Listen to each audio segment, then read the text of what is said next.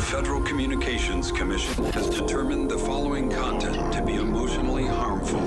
Funny things that you think's funny aren't funny. Give me cocks all the time. I want cocks all over me. The Alan Cox Show kicks ass, man. Welcome. Show me what you got. You're not going to see a lot of cocks on TV. Alan Cox from the Alan Cox Show. I don't know what it's about you, but I can't even stand your voice. I think you're the biggest asshole alive. It's gonna be a great show. Let's kick it. I'll say kick it, and you'll just kick it with a tasty groove, okay? 1, 2, 3, kick it. Kick it. Come on. God damn it. Could you one time kick it? What the? Alan Cox. Here we go. He'll ad-lib. He'll be fine. It's the Alan Cox Show on 100.7 WMMS.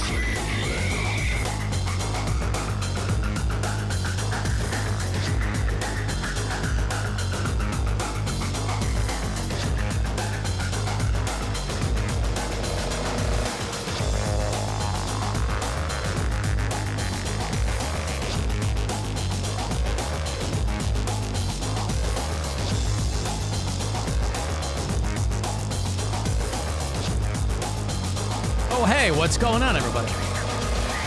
Hey, we're back live today. Good afternoon. Greetings, salutations, all that. It's Monday, right? I'm all, I know I should know it's Monday, all turned around, but there we are. My name is Alan Cox. Thanks for being here. Say hi to Rob Anthony. He's right over there. What's up, man? Sound weird in your headphones? A little bit. A little yeah, tinny. Maybe it's because a little tinny. Yeah, to me. It sounds like almost like there's, is there like a little delay on it? No, I don't notice that, but maybe it's just because we've been gone for a week. Maybe. That I don't notice it. Kat's back in Studio G. Hey, guys. You know, Kat was hot and wet all last week. Right? Am I correct in that? Right. You were hot and wet all week because Kat, and she mentioned this to us before we left, that she was going to be going to, when I said I was going to be gone for a week, she got very, very excited because, you know, her boyfriend lives in Idaho. He's part of a white nationalist commune or something. I'm kidding, of course. He seems like a lovely young man, and I assume that he treats you well. Yeah. And so they were in Montana last week at a hot spring. Montana. At a hot springs. And if you've never gone to a hot springs, I've gone to them in a couple of states. Man, they are just the best. Yeah. The best. You got to drink a lot of water. You don't want to get dehydrated. Oh, I got dehydrated. And sloppy. Yeah, that was Kat last week. She was wet and sloppy. Yeah. Uh-huh. Just you and the boyfriend, yeah? Yep. Oh, it's a good time. Were you there all week? I was like Tuesday through Friday, and then the other parts of the week before and after was Lake Pend Oreille, so beautiful part of Idaho too. Oh, so you guys went to Idaho and then hoofed it to Montana. Yep. Is that how? Okay, yeah, you it's flew not up that there. far. I got you. Right, understood. I'm terrible at geography, but even I know that it's. But Montana, boy, that's big sky country. That's what they call it. Yeah, that's big what I learned sky this country. last trip. I never knew that before. You didn't know that? No. Big sky country. I don't know if they call it the Big Sky State. I don't know what the Montana nickname is. But that is one of those places. I've never been to Montana, but it is a place I'm like, because I've ridden horses through the mountains in Arizona, in Tucson, Arizona. No, in Sedona and places like that. Tucson, Arizona. That's right. Beautiful. But Montana is one of those places I'm like, man, I'm going to go there for a week. I'm going to rope dogies. I'm going to learn all kinds of stuff. But you guys had a good time. Yeah, definitely. Was it just drinking and banging and hot tubbing? Is that all it was the whole week? No. It was just. Don't play coy. It was just enjoying nature too. He has a floating house on the water where he's been staying, that's called a boat, right? Yeah, it's a boat, but it's like he has a floating house on the water. Yeah, so that's it's called like, a boat. We had kayaking, and it doesn't look like a boat. It looks like a house. Yeah. That's called a houseboat. It's a dock. A houseboat. Yeah, right. He's got a jetty that he assembled. I wish. No. Wait, but, he has a houseboat in Montana? No, in Idaho. That's in Idaho. Yeah, wait, yeah. he lives in a houseboat? At the moment. Oh, God, this just got better. Oh, I love the this. motion in the lake, motion in the ocean. Oh, well, yes, I've heard of that, but wow, okay. Your boyfriend lives on a house, but what, like Lake, what's the lake? Lake Ponderay. Lake Ponderay. Okay, yeah. Oh, the stories get better and better. I love it so much. God. Oh, you pull back one layer. Harley with me too. Yes, that's why I have to drag it out of her. That's why I said, hey, don't be coy because, God. My boyfriend lives on a floating house. Yeah, that's a boat is what that's called. You brought the hairless cat too? I did. Oh my God. Dude, that hairless cat has seen wonders. Just travels everywhere. It's insane. He lives a great life. Yeah, but still. So you guys did some time on the floating house, and then you went out to Montana with Mr. Bigglesworth. What's his name? Prince? What is it? Harley. Prince Harley. Right. Yeah, Mr. Bigglesworth. So her boyfriend is Sonny Crockett, is what she's trying to say. Oh. So lives on good. A floating house. He lives in a floating house. All right, well, that's good. That's fun for him and you, and what a time. Did you have a great time in Florida? It was fine. Yes, it's not. Those aren't for me. Those are for my daughter. Yeah. But yeah, it was fine. It was a good time. It was did some drinking. I'm the driver when I'm down there too, so I'm driving everybody everywhere, and yeah, it was fine. Well, I'll unpack some of it. There's plenty. We didn't stay in any floating houses. We stayed in a giant house my father-in-law rents a giant house on a golf course, and it's got a pool and a hot tub and all that kind of stuff. But it's certainly not floating. It was on terra firma the whole time. Have a moat, don't you? There was no moat. No, but I did see an alligator at Easter dinner. We went out to one of the restaurants on the golf course the evening of Easter because my wife and my daughter had flown out about 3-4 days ahead of me. I said, I'm not taking a week and a half to sit around in Florida. So I met them down there over the weekend, and so the day after was Easter Sunday, and we went to dinner that night and saw an alligator crawl out of a pond. Wow. As I'm eating. I bet. Yeah. And then, of course, all the people, because obviously it's all these, hospital-sized houses that are on the perimeter of these golf courses, and so all the people who actually lived there were all... I'm sure they know what to do when a gator crawls up, but they got they got those animal control, what do they call it? Yeah, those prods are sticking it, trying to get the thing to turn That's around. That's part of grade school training down there. I guess so.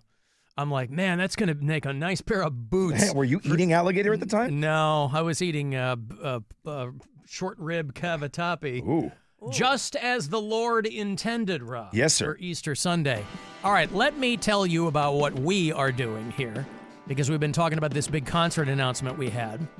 The young Wolfie Van Halen has made quite a name for himself, has he not? He sure has. He has come from out of nowhere. You want to talk about some of your most talented Nepo babies, There's this notion that Nepo babies got where they are because of who their parents are. But Wolfie Van Halen, his bona fides are pretty solid.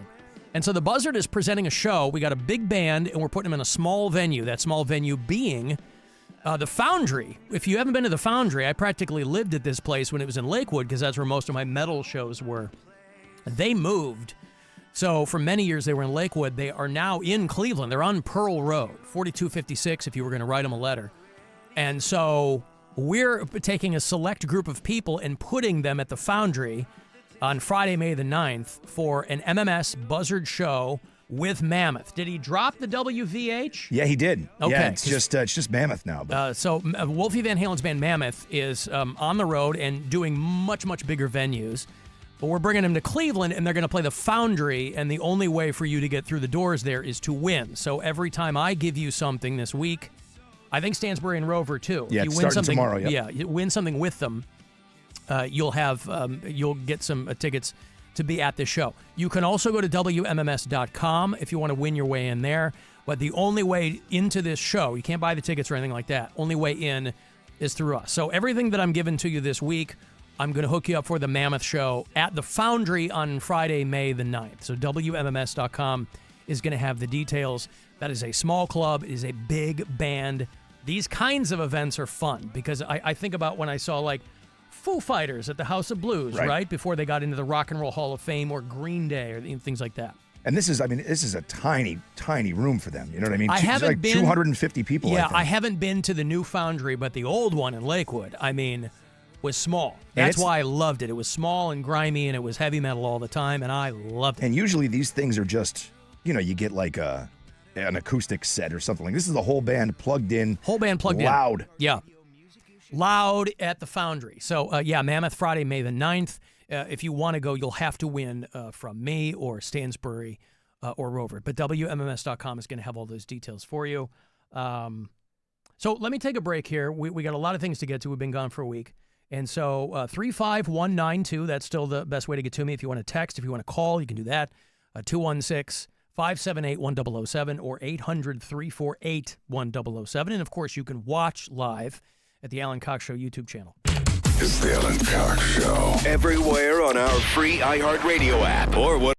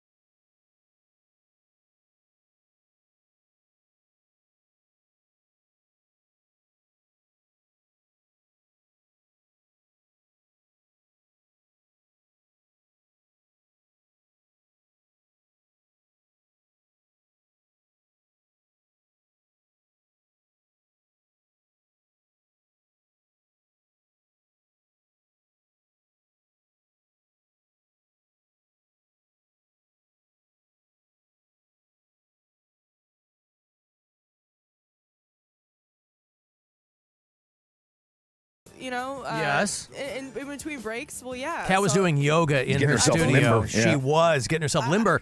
And wait, you pulled your back, but then the hot springs must have made that feel good. Well, yeah, it did. I'm better, but Yeah. I'm not 100%. She's like, I slept weird. Yeah, my legs were wrapped around my boyfriend's head.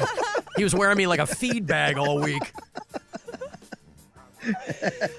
I slept weird. He woke up looking like he just housed a whole box of Krispy Kreme glazed donuts. Yeah. She's like, my back's thrown out. Maybe that's why we're in this floating house. It's like a waterbed, a giant waterbed. Yeah, pretty much. All right. So you get there, and he has to be as equally as excited. He's all pent up, right? I'm giving him the benefit of the doubt. I don't know anything about this guy. I just know it's a long-distance relationship. Those aren't easy.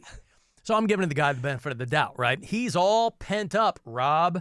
He hasn't gotten any since he saw Kat last, wink, wink. And so he's like, oh, I'm really excited to see my tall, leggy girlfriend. And she shows up, like a Willy Wonka walking out of the gate for the first time.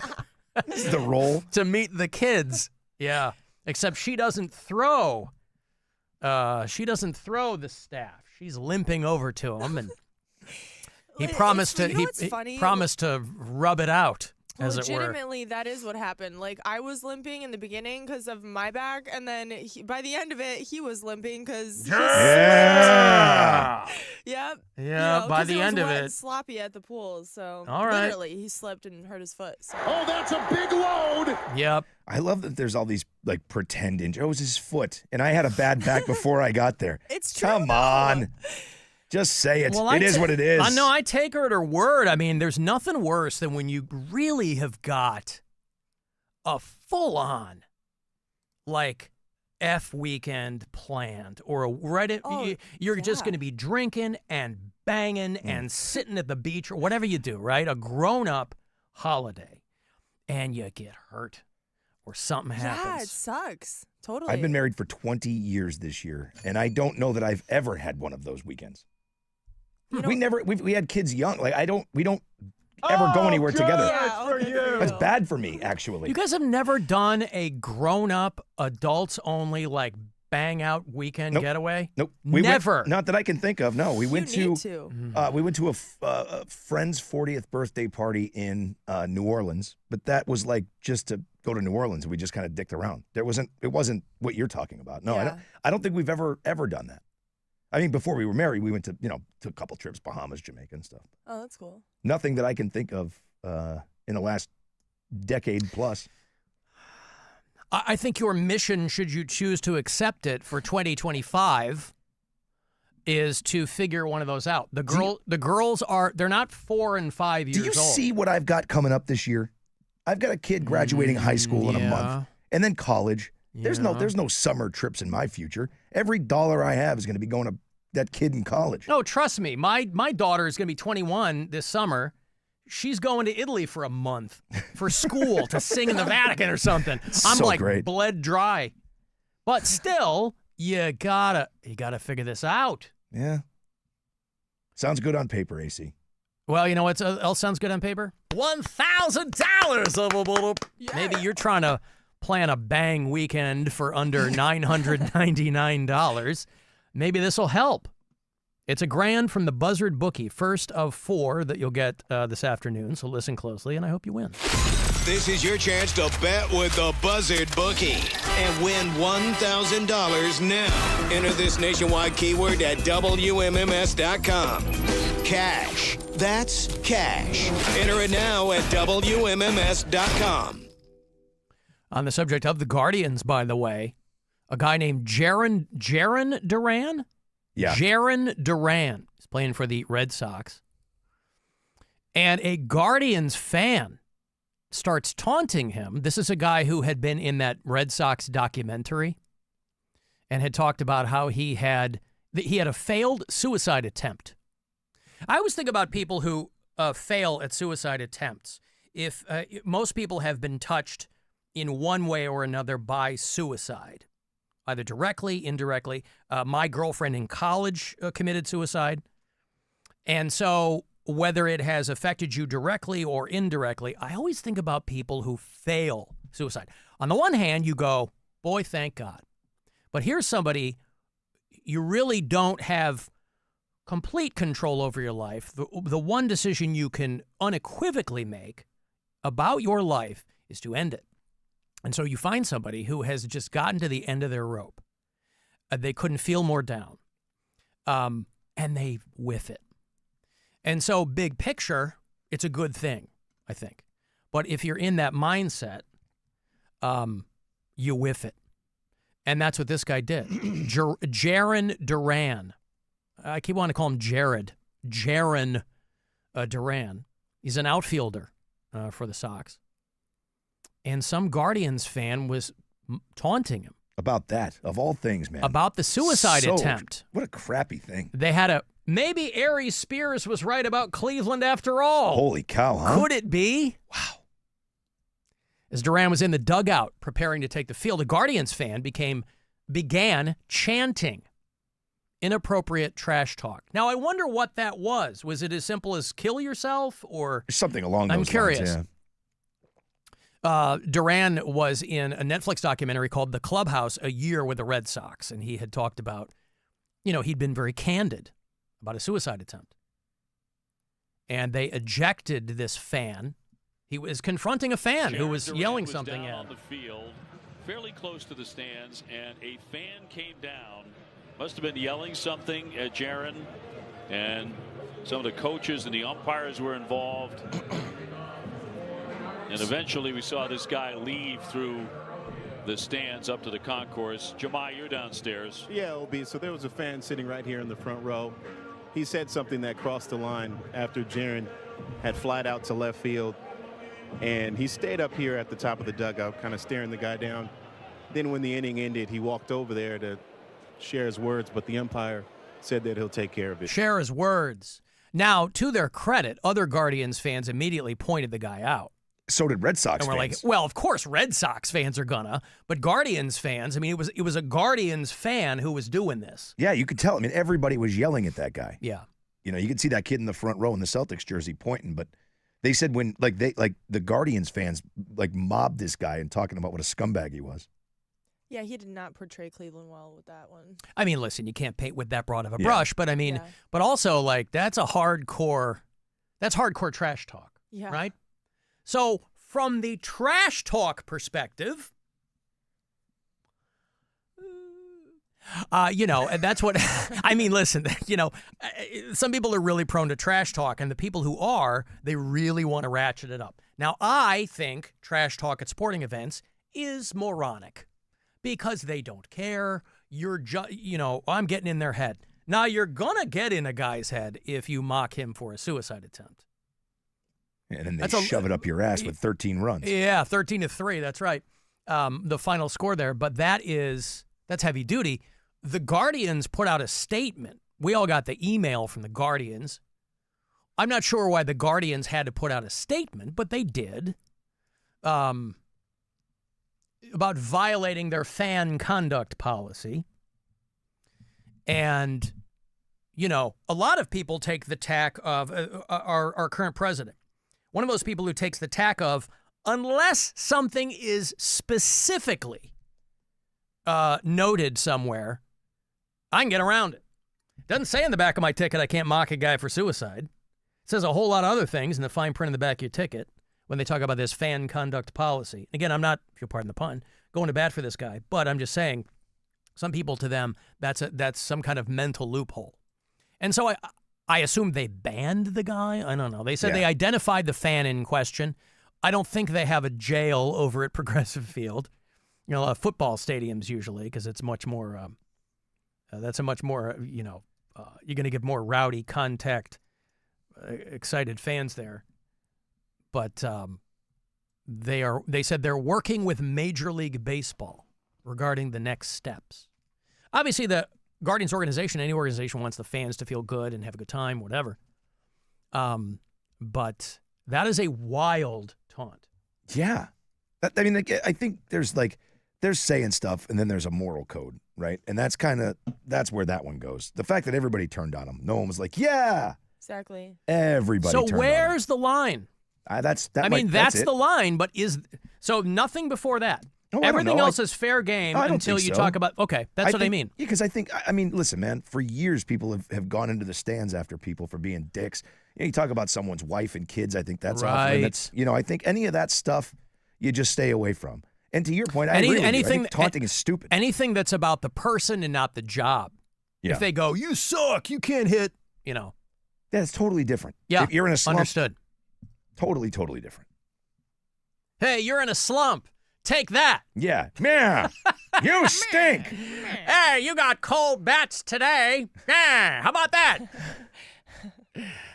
You're going to get a drubbing today. Yo, Mike from Parma, not the Mike from Parma, but a Mike from Parma. Listening to the podcast from a week or two ago, you guys were talking about that guy that scammed Press Your Luck, and then got on the topic of, counting cards and how it's not illegal. It's just frowned upon, like masturbating on an airplane. But so wait, what? Mike. Why do I feel like he is telling us this from personal experience? Yeah, it sure sounded that way. Masturbating on an airplane, you know how it's frowned upon? From Hangover. Like masturbating on an airplane. Is that from a movie? It's from Hangover. Oh, it's from The Hangover. Yep. Oh, okay. Masturbating on an airplane. But just so there's no bad information going out there, it is illegal if you use a device or you work in a team. The more you know. Well, okay. Thank you, Mike. Yes, of course. Yeah, it's illegal, of course, if you use a device or you're part of a team. I'm talking about counting cards. Like you got a Rain Man type situation going on and you're counting cards. Yeah. The casino wants nobody like that in there. Obviously, if you've got a scam going, that's a whole other thing. But I know a dude that can do it and was banned from Mohegan Sun Casino for it. Yeah, they can ban you. Yeah, they can. I mean, I was clicking around. I did not sleep well while I was in Florida, and I was watching Ocean's 13. Is that the one with the girls? The one with the girls. Didn't they add in extra female characters in one of them? They did an all-female version. That was called Ocean's 8. Ocean's 8. It was Sandy Bullock. Right. It was Kate Blanchett. Yeah. That's the one I was No, thinking. they did Ocean's 11, which was the OG one with Clooney and Brad Pitt.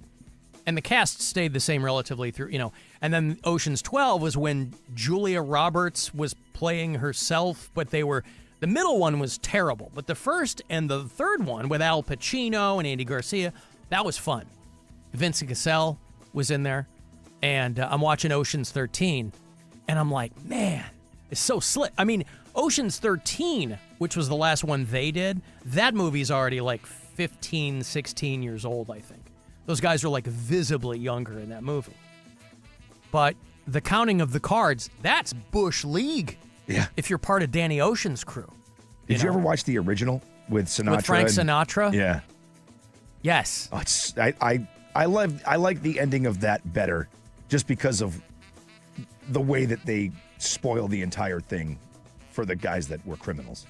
Yeah, I can't get into that whole like Rat Pack thing. Oh, I never could, but like Sinatra and Sammy, it was always so corny to me. I know it was very much of the time. Yeah. But some of those older movies hold up better than others, and so it's fine. I mean, to see the source material is okay, but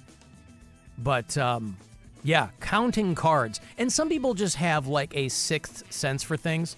Like my father-in-law is a gambler and wins a lot of money. Like the guy is very skilled, right? He just knows his games. And so it's like Barkley says, right? You have a problem if you can afford it. It's the people who can't afford it that have a problem going to the casino and figure that they know more than they do. But that Ocean's 13, boy.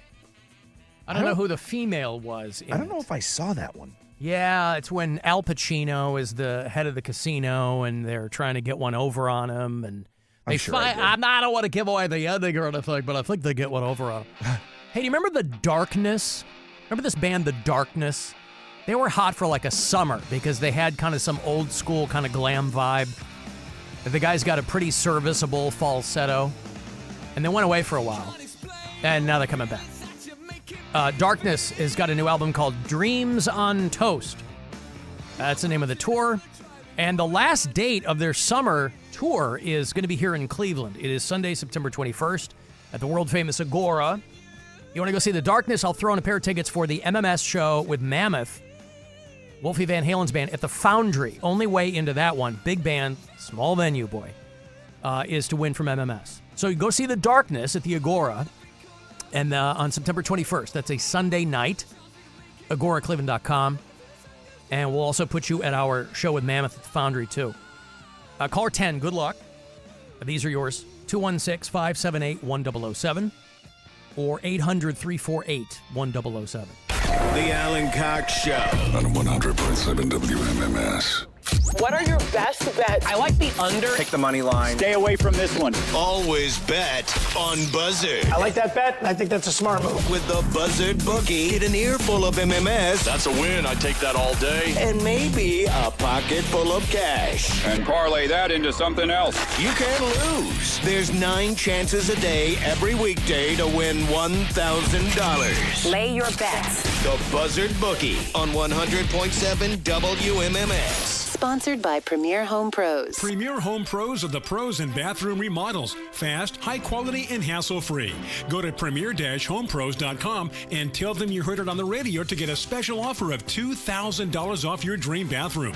That's premier-homepros.com. Sarah Spain for iHeart Women's Sports. Presented by Capital One. After a 5-way playoff at the end of regulation, Japanese player Mao Saigo emerged victorious at the first LPGA major of the season on Sunday, the Chevron Championship. Last year's LPGA Rookie of the Year sunk a 3-footer for birdie on the first hole of the playoff for the win, her first LPGA Tour victory. For more women's sports stories, subscribe to Good Game with Sarah Spain on iHeart Podcasts. As a founding partner of iHeart Women's Sports Network, Capital One wants to help you hear more about today's top female athletes and keep more money in your wallet with no fees or minimums on checking accounts. Terms apply. See CapitalOne.com/bank for details. Capital One, N.A. member FDIC. Hey, it's Alan. Time to buckle up for the Volkswagen Deal Days at Classic Volkswagen in Menor. Right now, get up to $2,500 on the adventure-ready 2025 Volkswagen Atlas, up to $2,000 on the sporty 2025 Volkswagen Atlas Crossport, and up to $1,500 on the 2025 Volkswagen Jetta or Volkswagen Taos. It's the perfect time to upgrade your driveway. Volkswagen Deal Days going on now at Classic Volkswagen. Offer ends April 30th, 2025. See Classic Volkswagen in Menor for details. All about the presets. That is the best new feature. It's like a car radio right on the app. There's a list of what's trending. There's all the podcasts. I love it. Get in on what everyone's talking about and get the new and improved free iHeartRadio app today.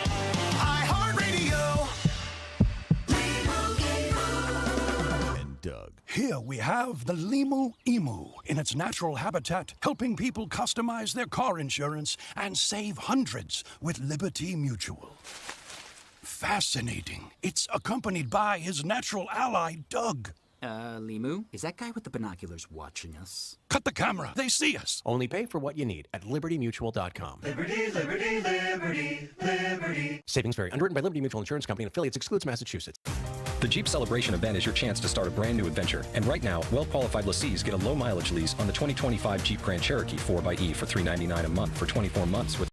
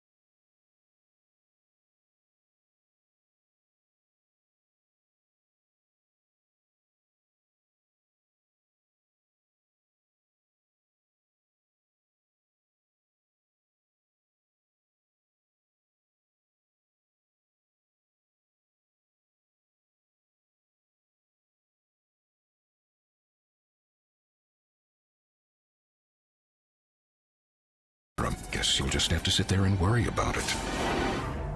So let Progressive protect your home and auto, because you've got enough to worry about.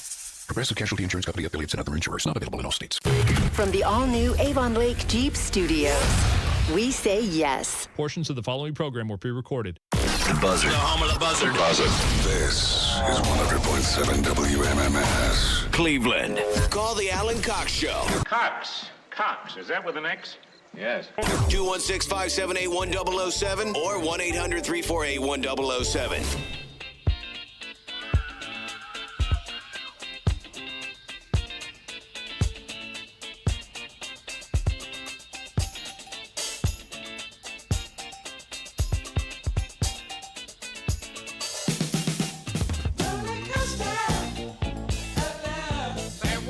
Say what? So aggressive from the Ohio players. Say what? He really wants you to repeat it. I got a lot of messages about our labia roller coaster. You know, we tried out the first iteration of our show signature drink at the home opener broadcast. Didn't go well. No. It was Malort. It was it was Faygo. People have thoughts. You can leave us messages. A lot of messages piled up while we were gone.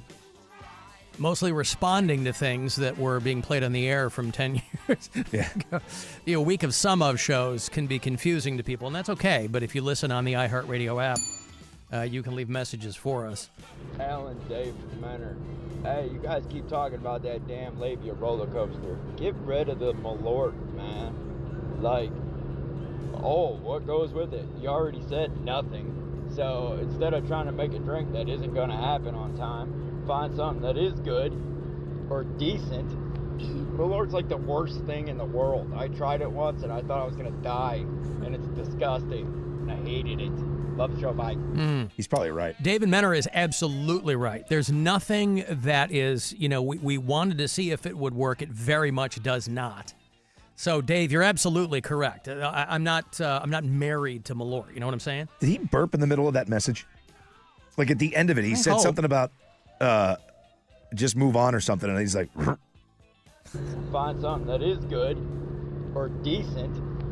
Malort's right like there. Or decent burp. Decent burp. Like he's doing shots of Malort in his truck. David Menor, if you know him, he parties hard, boy. The memory of Malort. Malort's like the that one there. He's decent.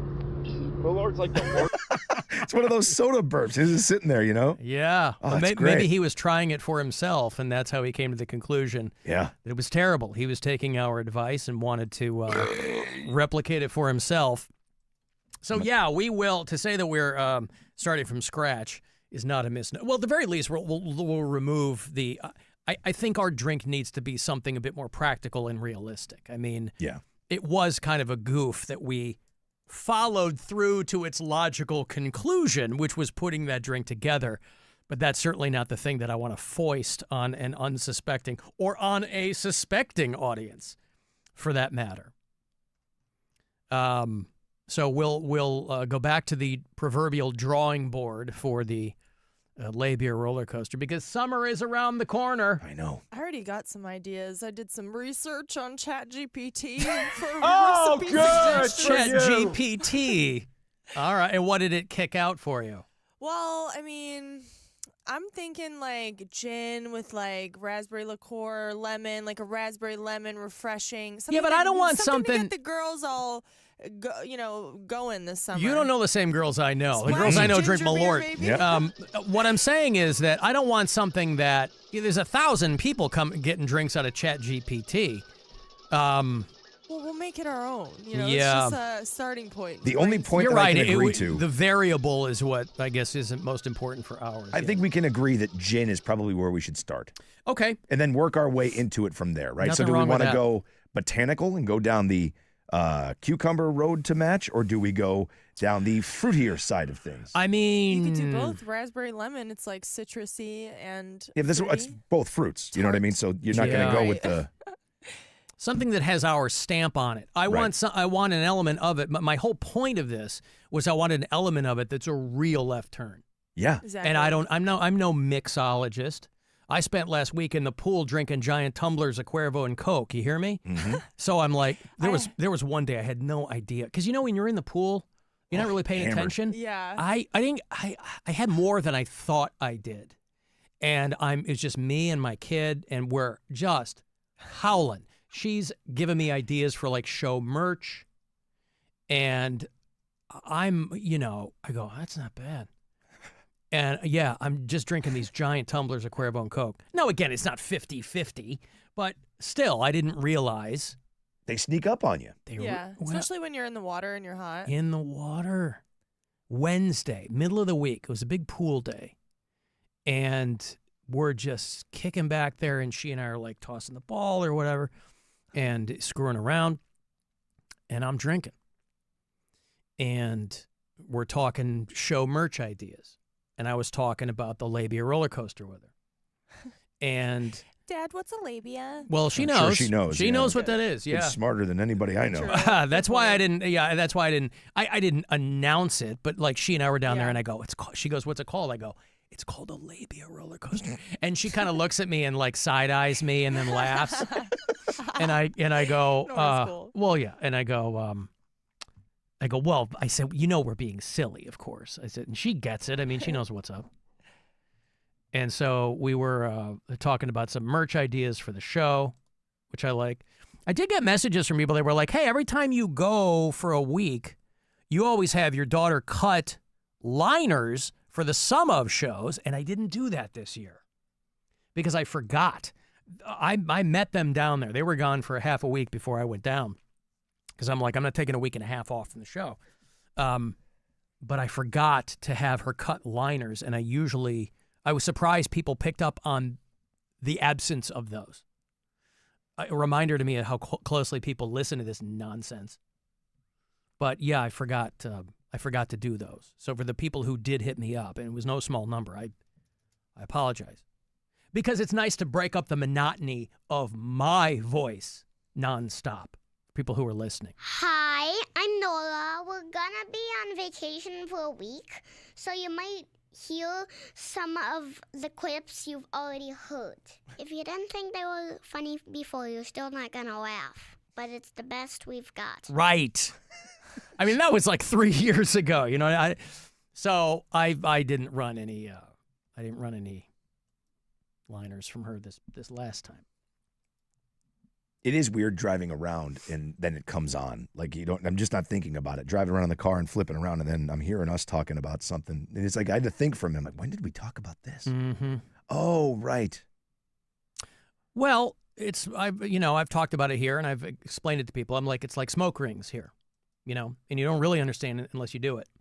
The things that come into our brain and out our mouths go away just as quickly. And so when people will say to me, what'd you guys talk about? I go, I don't know. Mm-hmm. I literally don't know. I'd have to go back to my show logs and look. I'd literally have to go through my notes. I go, oh. That's why I take notes. This is Nora. Alan's my dad. We're on vacation all week, so we're playing some of our favorite clips from the last year. It's kind of a bummer that this is as good as it gets.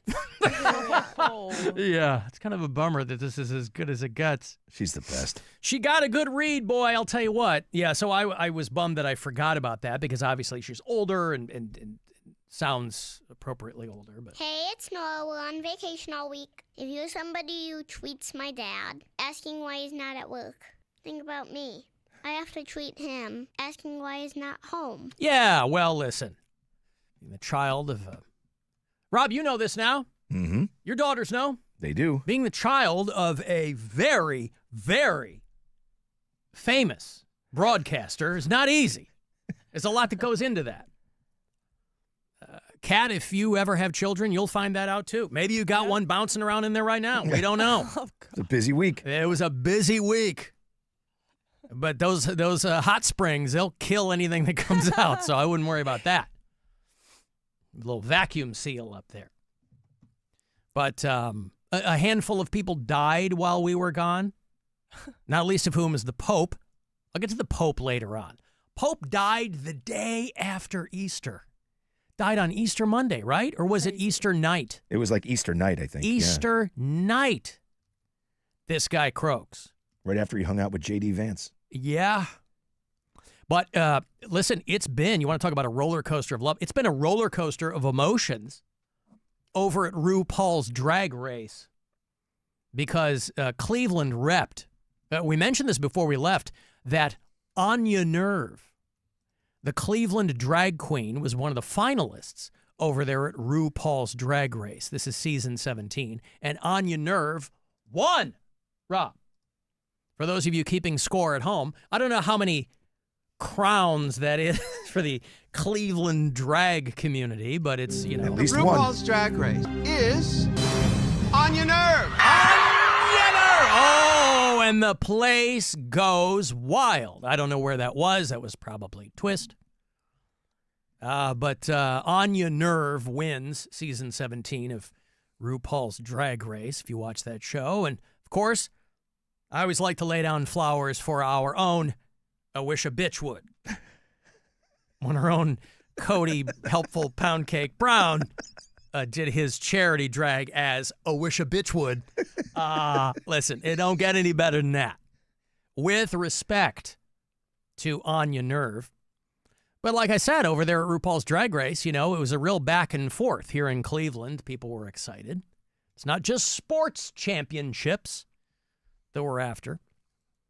But among the celebrity dead was another contestant from a Drag Race named Jiggly Caliente. You ever heard of Jiggly Caliente?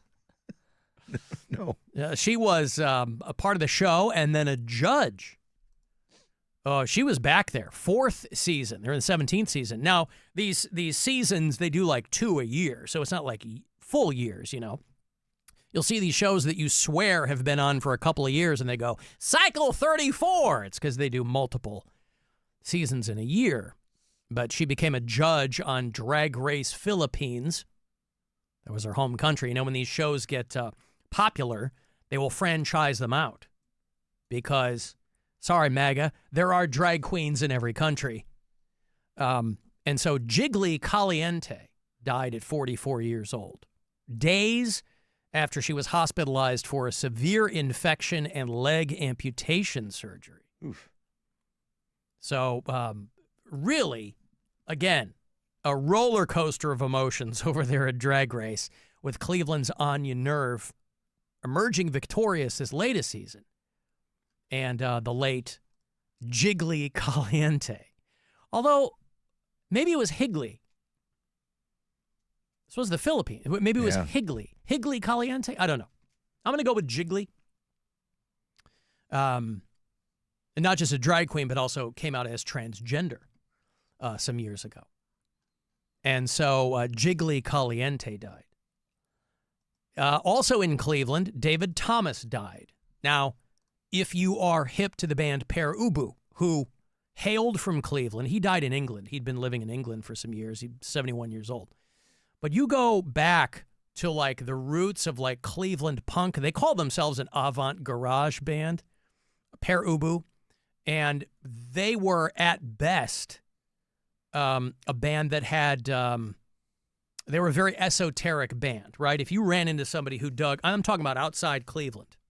Cleveland, they were, people who were into that kind of music were revered here, but David Thomas was the guy who had been part of Pere Ubu in all of its iterations. He was a singer, a songwriter, and he was kind of, when he was a younger guy, I mean, he was a chubby dude, and he kind of leaned into that whole thing and called himself Crocus Behemoth. But the Pere Ubu guys came from a Cleveland band called Rocket from the Tombs. And so a big loss for the Cleveland, the older that these old school guys get, the more of them fall away. But he grew up in Cleveland Heights. And again, not a band that you hear a lot about. Pere Ubu, to me, they were influential for a lot of bands making punk music back in the day. And you don't hear about them much anymore. But if you know, you know. And David Thomas died. And then at home, for me, Mongo died. Steve McMichael, who was on the Chicago Bears for many, many years. He had Lou Gehrig's disease. And so he died from that. They had if you watch the NFL draft, you might have seen they did a whole big thing It was the 50th anniversary of Walter Payton getting drafted. And they also put up a whole big thing for Mongo, for Steve McMichael. He was a defensive tackle with the Bears. Played for a couple of other teams along the way. I think he might have retired as a Packer, which is like a dagger to the heart of a Chicago Bears fan. But he was part of the Super Bowl Shuffle, and he won the Super Bowl with him in '85. And, is that the closest rivalry for the Bears? The Green Bay Packers. It is, yes, yeah. just up the road. Because I know that's the same thing with the Vikings, right? Like Vikings in Green Bay? Because that was like the big slap. Yeah, maybe. Okay. With when Brett Favre. Brett Favre, yeah. Yeah, maybe. I mean, I just remember when I was on in Chicago, our chief engineer was a Packers fan because obviously there are a lot of people from Wisconsin who live in Chicago and vice versa. But boy, he just loved to stick it because the Bears usually stink and the Packers usually didn't. So, but yeah, that's a huge rivalry. And he would always wear his Packers jersey to work and, of course, get everybody's hackles up.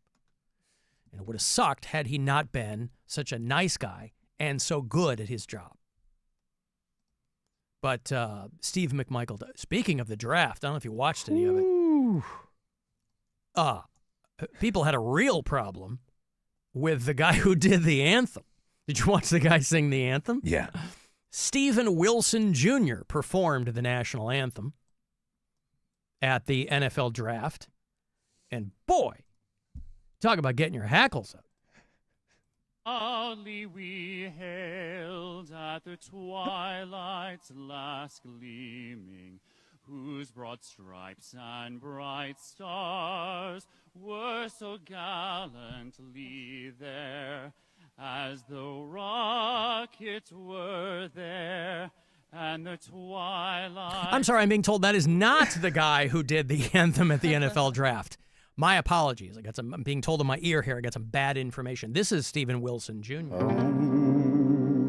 Say, can you see by the dawn's early light was so proudly we heard at the twilight's last gleaming,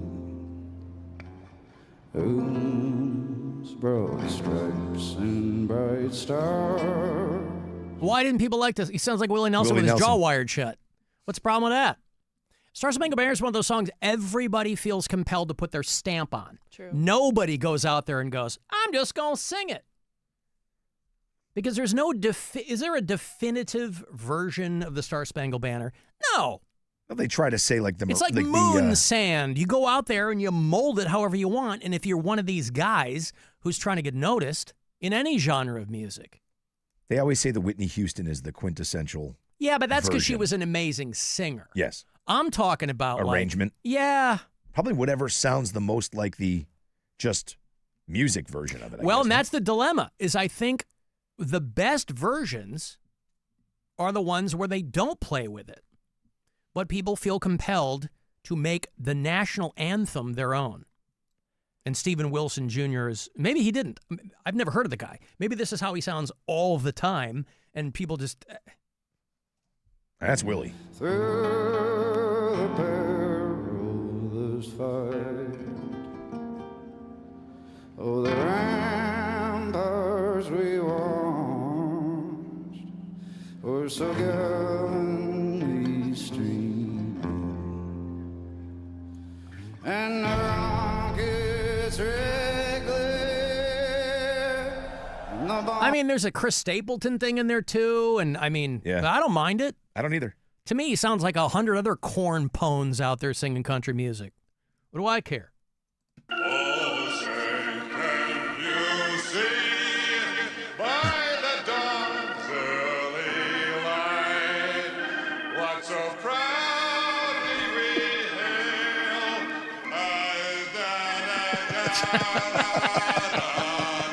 You talk about making it your own. Nobody made it their own more than Enrico Palazzo. Never. Congratulations to everyone involved, and condolences to the families of Jiggly Caliente, David Thomas, of course, Steve McMichael. Hey, you want to go see comedian Sheng Wang? Are you hip to Sheng Wang?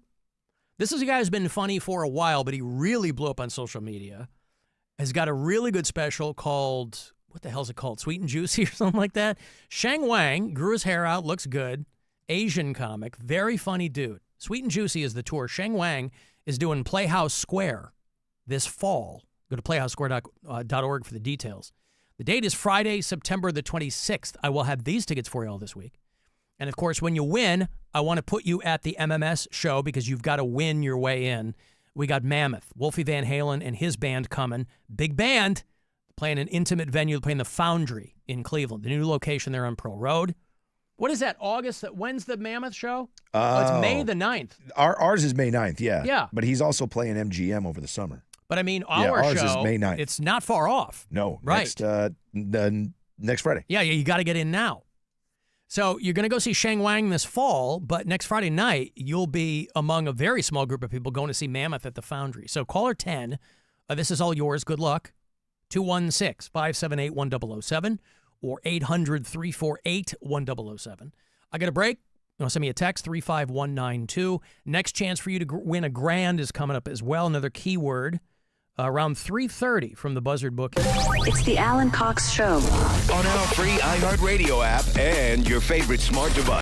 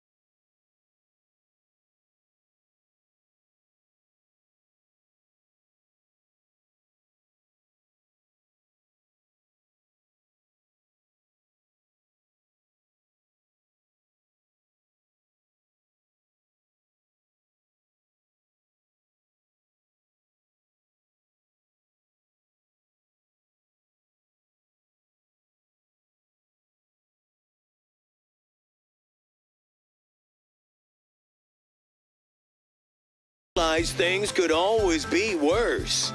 He'll be here to prove you right. Correct. Alan Cox. On 100.7 WMMS.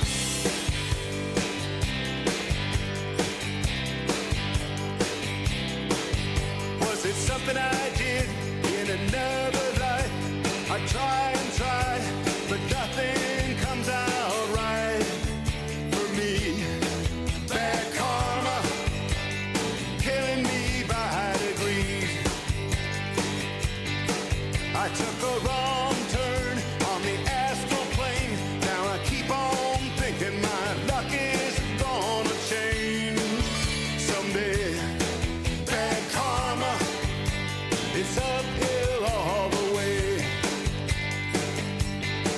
I can't run, can't hide. I'm so happy that my boy Warren Zevon is finally getting into the Rock and Roll Hall of Fame. Irrespective of what you think of the Rock Hall, when you talk about people who should be in there, I mean, the guy's been dead for 22 years. Love Warren Zevon. Now, they are kind of getting him in. The same thing they did with Judas Priest, where they give him, like, how did Judas Priest finally get in? His lifetime achievement or something like that. Yeah, Warren Musical Zevon. excellence or... Yeah, goes in the Rock Hall's Musical Influence Award. Along with Salt and Peppa getting in as well. They have, I was surprised to see, based on nothing else than the fan vote, because we always talk about that fan vote just to kind of take the temperature of where it might go. And Fish was so far ahead of everyone else in the fan vote, but Fish is not getting inducted into the Rock and Roll Hall of Fame. Bad Company is getting in. I think that was a gimme. I don't think anybody's shocked at that. Chubby Checker, which... Fine. I get it. Fat shaming. Mm-hmm. Joe Cocker. Now, if there was a guy named Chubby Cocker, that would be awesome. Yeah. Cyndi Lauper is getting in. Outcast. Love that. Soundgarden. Soundgarden, thank God. They had the most previous nominations on this list. Soundgarden has been nominated 3 times prior to this. So I figured Soundgarden would go in. I figured Bad Company would go in. I thought Fish would go in. Billy Idol is not going in. The White Stripes are going in, and I'm kind of surprised at that. I'm not. I heard Stansbury say he thought it was early, and I concur with him. But not that they don't deserve it. Meg White is the only female rock artist getting in this class of the Rock and Roll Hall of Fame. I feel like they're starting to figure it out a little, maybe. Because Bad Company going in, this was their first nomination. Yeah. How is that possible? Never, ever nominated prior to this, yet Soundgarden was 3 times. And listen, I think Soundgarden should be in. I'm psyched. But how do you not at least nominate Bad Company once before this?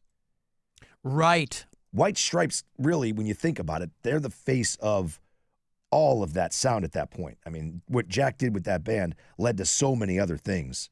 I think it's a great putt. So I'm surprised Fish is not going in because they were so far ahead of Bad Company in the fan vote. I think the fan vote, let's be real, is more to just kind of placate us, the plebes, right?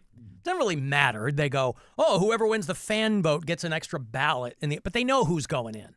Yeah, I was surprised. It's not like Billy they're looking Idol. at this. They're like, guys, we got to rearrange the fans have spoken, and they're not doing that over there. This thing is figured out way ahead of time. I was surprised Billy Idol didn't go. I wasn't. No? No. I thought he would have gone over Cyndi Lauper, honestly. I love Billy Idol, but he feels like, although the worst scream ever in rock and roll from White Wedding. I don't know why people don't talk about it. It's terrible. I mean, I love Billy Idol. Love, again, I don't love all the songs other people like. I love Flesh for Fantasy. I think that is the best Billy Idol song. It's not necessarily representative of what people love about him, but that scream in White Wedding, and we've heard it 1 billion times to the point where I don't think we really think about it anymore, but it is terrible. Somebody should have said to him at some point, hey, man,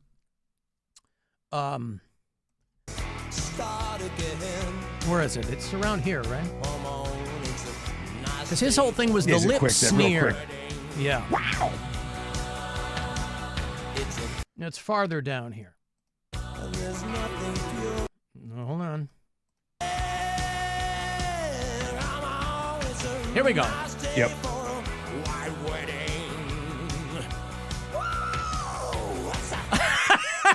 I mean, he sounds like a groundhog being strangled. It's, well, it was a different time. It was the early 80s. Love Billy Idol. I still thought he would have got in. A minor complaint for Billy Idol, whose rock and roll bona fides were already set by the time he went solo from a band called Generation X. I'm not surprised he didn't get in. I'm glad he's being nominated. That to me is always a thing where, like, he'll go in next time probably. So I guess I'm most surprised. Now, Outkast going in, that doesn't surprise me, I guess. They always kind of throw a bone to, hip-hop R&B type bands. And they are nothing if not innovative. I mean, I saw Outkast at Austin City Limits the year that they reunited, and they were amazing. They were unbelievable. I love those dudes. I'd never seen them before. Rosa Parks are one of my favorite songs ever. I like the song that they did, where they took one of their biggest hits and they turned it into a Tide detergent commercial. Have you ever seen that? I don't know. It's crazy. I know you like to think your sheets don't stink, but if you don't wash them, they really, really smell like poop, poop, poo, yeah. Yeah, man, you want to talk about selling out. Those guys did it in the best possible way. Love Outkast. Hook, line, and sinker on that one. I was like, they did? Mexican pop rock group, the first Spanish language band to earn a nomination. Again, that's throwing a bone to them, but they weren't going to get in. A band called Mana. But wouldn't you think, like, Los Lobos would have been... That's what I'm saying. Like that, if you're going to go Spanish, or Gypsy Kings. Yeah, a band you could really get behind. Like Los Lobos is an incredible band. Yes. Yeah, but so I don't know. Los Lobos, right, exactly. Will the Wolf Survive? One of my favorite songs in any genre from Los Lobos. Yeah, they're just, have you seen them? Yes. Oh my God. Seen them a couple times. What a live show. And Gypsy Kings, who are technically like a French band or something, but they sing, these guys should be in the Rock and Roll Hall of Fame. However, they are not. And Black Crowes don't get in. Yeah. They were left out. You called that one. From minute one, you said no way. Yeah, I didn't think they'd get in. I think they should be in there. I didn't see them going in here. So I'm happiest. And again, I'm happy Soundgarden's getting in. I was gutted when Chris Cornell died. But I'm happiest about Warren Zevon finally getting in. It's the first thing I thought when I saw his name. I can stop complaining that Warren Zevon is not in the Rock and Roll Hall of Fame. I'd like to think that we can take credit for a bunch of these, Alan. These are wins for us in our Snubble Shot weekends. Pointing out the obvious snubs of this Rock and Roll Hall of Fame. But were we playing Warren Zevon on our Snubble Shot weekends? We were. Oh, all right. We were playing Werewolves of London and Poor, Poor, Pitiful Me. All right. One surefire thing and a wild card. I like that. Could have gone with Excitable Boy. I could have gone with Lawyers, Guns, and Money. Yep. Could have. Poor, Pitiful Me. Written by, oh God, who's on that?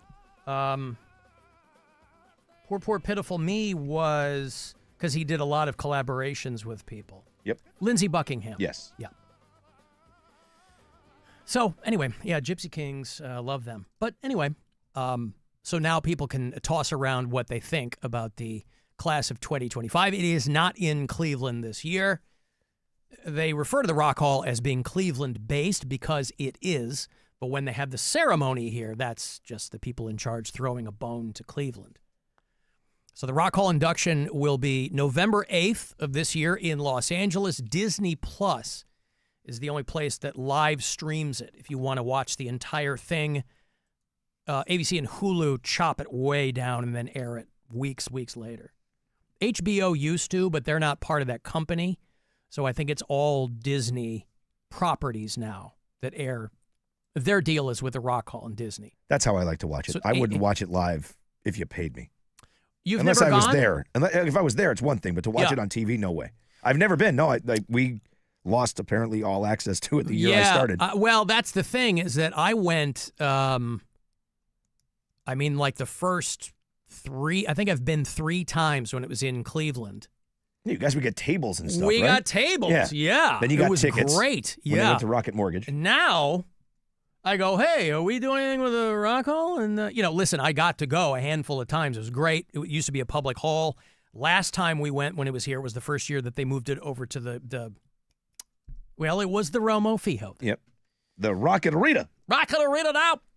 But now, hey, Rock Hall, are we doing any, hello? Yeah. Is this on? Do we have any kind of, as Cleveland's rock station? No? We got, okay. I wanted to go so bad this year because of Ozzy. Like, I even was considering, like, trying to buy the best possible ticket that I could. And they went up in price so drastically as it got closer. I was like, I just can't justify it. But Ozzy's my dude. Like, that, I wanted to go so bad. Couldn't believe we didn't have this tickets. Year? Ozzy was last year. Oh, yeah, last year, yeah. Yeah, Ozzy, Tribe.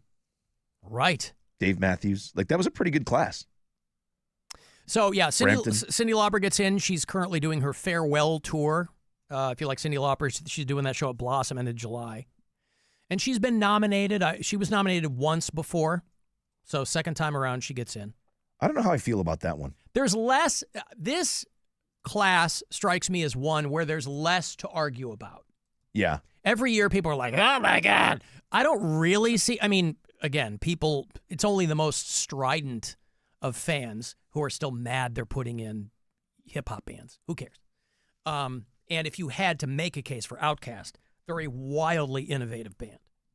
They're not just out there doing stuff on the ones and twos. I would argue on the Cyndi Lauper thing before, like, Boston or somebody gets in. Like, that seems very, very weird to me. Yes, but again, to me, it's no weirder than putting Mariah Carey in. Yeah. You know what I mean? Or trying to. Trying she to. Yeah. They should make it. But they tried. I'd rather see Cyndi Lauper than Mariah Carey For going to the sure. Rock and Roll Hall of Fame. But I would rather see the Black Crowes over. Song.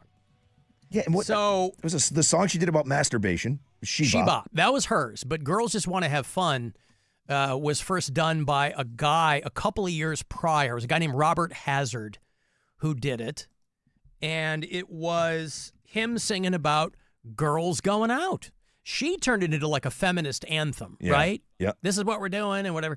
But she took this song from a guy named Robert Hazard who had done it in a very different way and made it her own.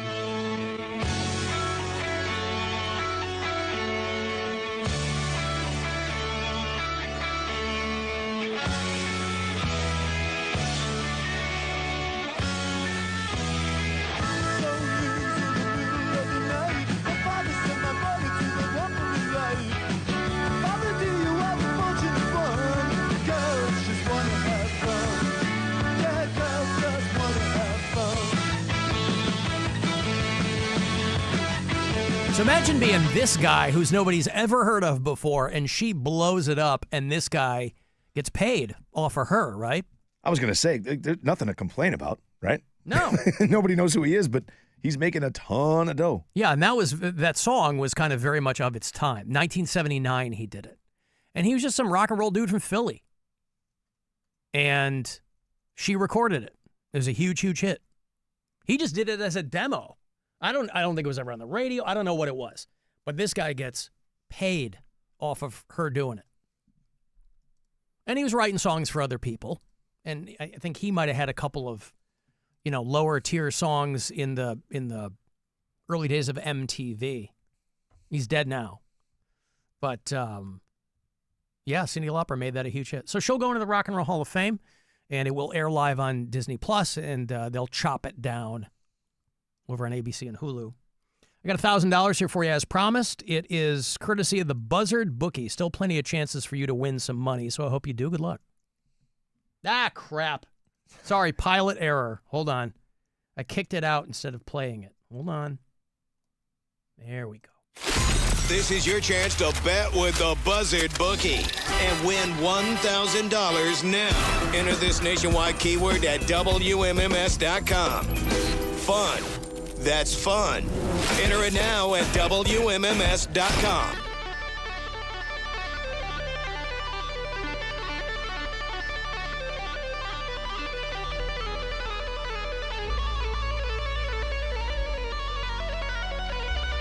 Is that Joe Satriani? Is that who's playing that?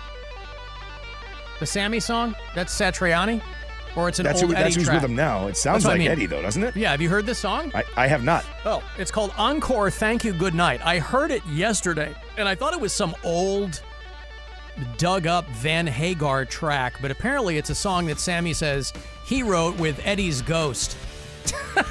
And if you know anything about the final days of Van Hagar, those two guys hated each other, so maybe they kissed and made up. They did. In the afterlife. Well, no, before. He and Eddie made up before Eddie died. Sammy Hagar's got this band. He goes out with Joe Satriani. It's Michael Anthony. They used to have Jason Bonham, but they went on without him. He was gone for a minute, and when he came back, they said, nope, we've moved on, and now they have Kenny Aronoff playing the drums, who's awesome. Yeah. He's more of like a powerhouse, but he drummed for Mellencamp for a long, long time, and so that band, The Circle, or no, is this Chickenfoot or The Circle? It's just the Sammy Hagar, whatever they called that last thing. Well, that's what I mean, Yeah. because Chickenfoot was the thing with him and Satriani, and then The Circle was Vic Johnson, and I don't know. I can't keep these friggin' Sammy things straight. Satriani was on the last tour when they came through Cleveland. Okay. When they did they called it, the rest of both worlds or something like that? Yeah. Anyway, the song is called Encore, Thank You, Good Night, with all this conversation we're having about, because MMS is doing a big show with Wolfie Van Halen at the Foundry. Sammy Hagar said that he had a dream about Eddie Van Halen. He had a big dream about it. And that they were making beautiful music together again. And it inspired this song called Encore, Thank You, Good Night. So, then that must be Satriani playing it. I thought that this was like an old unearthed Van Hagar track, but said that he had people chanting Eddie, of course. It'd be fun when you're Joe Satriani. Of course, he's an accomplished guy. But Sammy Hagar says this kind of puts a bow on that period of his life. But that he had sounds so good. Sammy? Yes. Yeah, he does. I did a charity thing with him some years ago at the Agora. And he's a nice dude. I've had him on the show a number of times, but I had never met him before. I've always had him on the phone. And I met him at this charity thing I was doing. And he was super nice and still sounds great. I mean, I'm constantly amazed at how old Sammy is. Yeah. He's 77. Now, he can't hit those 1987 notes anymore, but nobody expects him to. He can still sing his ass off, though, right? Well, you just heard that note he just hit there in the back a minute ago. Right. You know, I mean, that's not easy for anyone. That ain't nothing. Yeah, so he's going to be 78 years old this fall. And he still sounds good. Still got the fundamentals of that voice. I always want to say that stuff is all BS, right? Like when he wrote the Love Walks In thing about the alien, right? Yeah. Because he believes in that. Yeah. And then he believes that he wrote music with Eddie Van Halen. I'm like, oh, BS. But then you hear this, and I mean, it does sound like something Eddie could have written. You know what I mean? Like the way Satriani's playing. Proof's in the pudding, baby. He said he woke up and he had that riff, and then he went from there. So, Yeah. I mean, you don't just come up with, I guess you do come up with that stuff when you're a musician, but that sounds like Eddie. Now, I want to know if he's had any dreams about Ronnie Montrose. Because, you know, let's get Bad Motor Scooter going again. Let's get Rock Candy 2025. Yeah. But, you know, the Van Hagar era that is a lot of people's preferred Sammy era, or Van Halen era, I should say. I will always be a David Lee Roth man. Were you pissed when Hagar came in? I wasn't pissed. I understood what was going on, and I was curious to hear how it was going to happen. Sammy Hagar, obviously, was already a really established solo artist, so I thought it was really interesting. You know, these days, they'd find some kid who nobody had ever heard of before and throw him in front. You get to pay him practically nothing, and you expose him to arena crowds around the world. Plenty of bands do that. They get a guy nobody's heard of, put him in front, and you're off to the races. But Van Halen was not going to hang their fortunes on some scrub. Right. And Although so- they tried with Gary Cherone. But that was after Sammy. know, yeah. But even Gary Cherone. It wasn't bad. No, people knew Extreme. And it was Van Halen. You know what I mean? It's still now Van Halen. now you have a band and your longtime guy leaves, and you grab a dude off American Idol. Right. No disrespect to them, but that's usually how it goes now. Adam Lambert and Queen. But if anybody was going to nail Freddie Mercury, Adam Lambert. Correct. I forget Paul Rogers fronted Queen for a while, and he's no scrub. So, but don't get me wrong. I want to hear Rock Candy 2025. Hot, sweet, and sticky. That's what was going on in Montana last week. It was wet and sloppy with Kat and her boyfriend, Sonny Crockett. But that's Ronnie Montrose playing. That's not Sammy playing. That's, Sammy was singing. He was a young man. He's like 24 years old, wasn't he? The Red Rocker. The Red Rocker!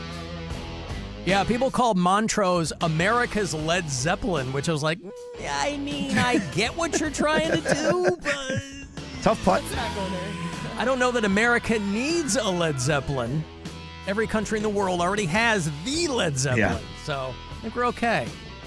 But love Rock Candy, and Bad Motor Scooter's great, and young Sally Hagar. I got a break. You want to send a text 35192. You can watch the show if you're so inclined. Find our YouTube channel, and we'll be back after these. This is the Alan Cox Show on 100.7 WMMS. What are your best bets? I like the under. Pick the money line. Stay away from this one. Always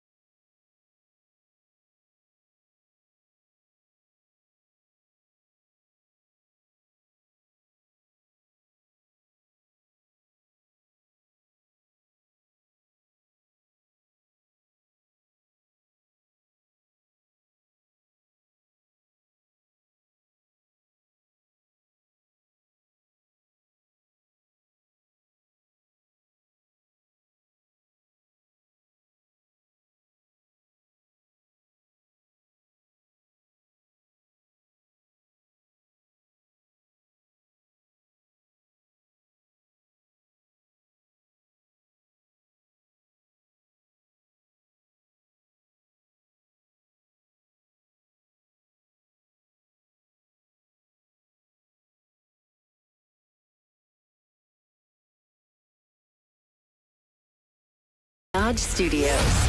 We say yes. The buzzer. The home of the buzzer. Buzzer. This is 100.7 WMMS. Cleveland. Call the Alan Cox Show. Alan Cox is the worst drive time personality I've ever heard. 216-578-1007 or 1-800-348-1007.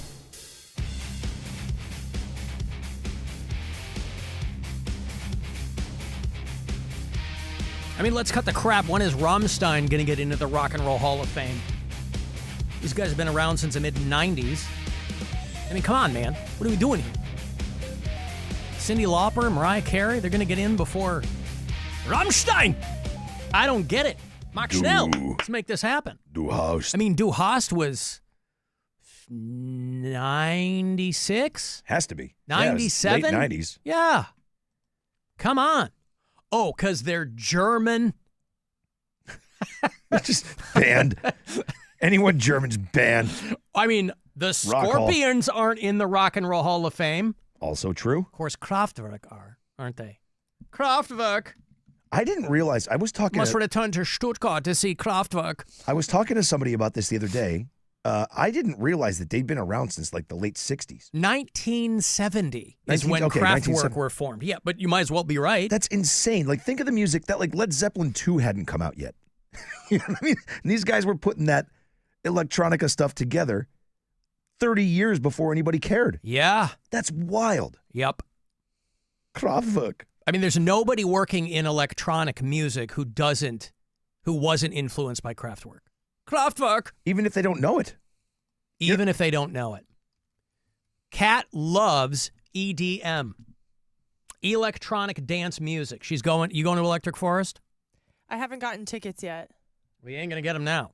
Yeah. But you like those kinds of festivals, right? You survived a shooting at one of those festivals. Yeah. I guarantee you don't know who Kraftwerk are. I mean, I don't really know a lot of their music, but I have heard of them. You see what she's doing? Yeah. She's having I've it heard hard. of it. I mean, you've never heard of them, have you? No, It's think okay. I have. Huh? No, because I just Kraftwerk. Kraftwerk. The pride of Dusseldorf. Come get your beer. You've never heard of Kraftwerk. But again, there's nothing wrong with that. There are, I guarantee there are plenty of electronic artists, because it's a generational thing. Totally. Who are like, I've never heard of Kraftwerk, but they love bands. You go far enough back, and the bands they love, somebody is going to go, I got into this because of Kraftwerk. Absolutely. Trent Reznor. That's cool. I mean, I know Trent Reznor's like a Gen Xer.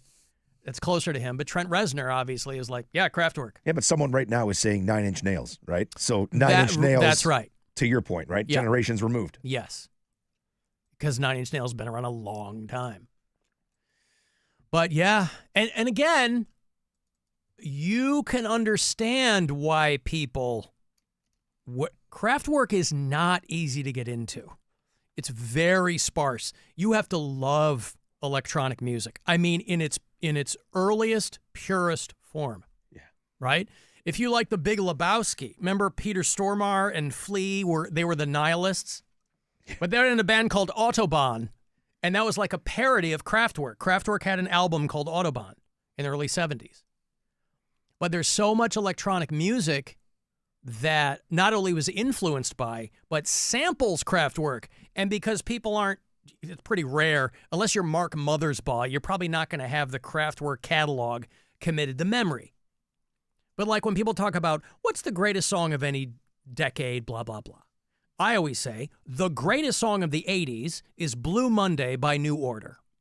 Full stop. I'm a metalhead. I'm telling you, the best song of the entire decade of the 80s is Blue Monday by New Order. And that whole sample in there, that choral sample that runs through that song, is a Kraftwerk clip called Uranium. Susie and the Banshees and all the, they don't even have to be genre specific. U2 has covered them and sampled them, and obviously EDM bands are going to sample them whether they know it or not. There's bands that are, because it's it's like, different, what do they call when you'd retape? This is really old school, but like when you would, different generations of recordings, Yeah. You'd take your mom's wedding video and you'd record Superman over it or what, gosh. different generations of things that are bands that are like, oh yeah, we sampled this from New Order. Well, they sampled that from Kraftwerk. That's a good Not point. everybody, and because not everybody knows every kind of music, you know what I mean? It's nobody's fault, but there were a lot of people that are like, who the hell is Kraftwerk and why are they going to the Rock and Roll Hall of Fame? That was a band, despite being around as long as they have, required some explanation for a lot of people because there's this complaint that the Rock Hall has a blind eye to certain genres of music. They have a blind eye to like 80s metal, right? They're not putting Slaughter. I mean, all of those bands, it's not even a question of eligibility. All those bands are eligible. I don't think Motley Crue is in the Rock and Roll Hall of Fame. Nope. I mean, so dude, from that genre, you've got a dozen A-list, high-profile, Bon Jovi's in. you don't count. But I mean, they're Pop rock band. But all those bands were pop rock bands. I mean, I know people think, Well, Slayer was definitely more of a metal band, right? Like those dudes. Yes, but I'm talking about like Motley 80s pop. Yeah, Poison, Corey Roddick's bread and butter. Yeah, right? none of them are in. Nobody knows more about that genre of music than Corey Roddick. He has carried that torch and kept that flame alive, and he's smart. Yeah. Because it all comes back around. And then he's the soothsayer. Corey Roddick is out there saying sooth. So there's also a massive bias just on metal in general. Maiden still isn't in the Hall of Fame, dude. Right. I mean, come on. Wow. How is that possible? Here's some early Kraftwerk for you.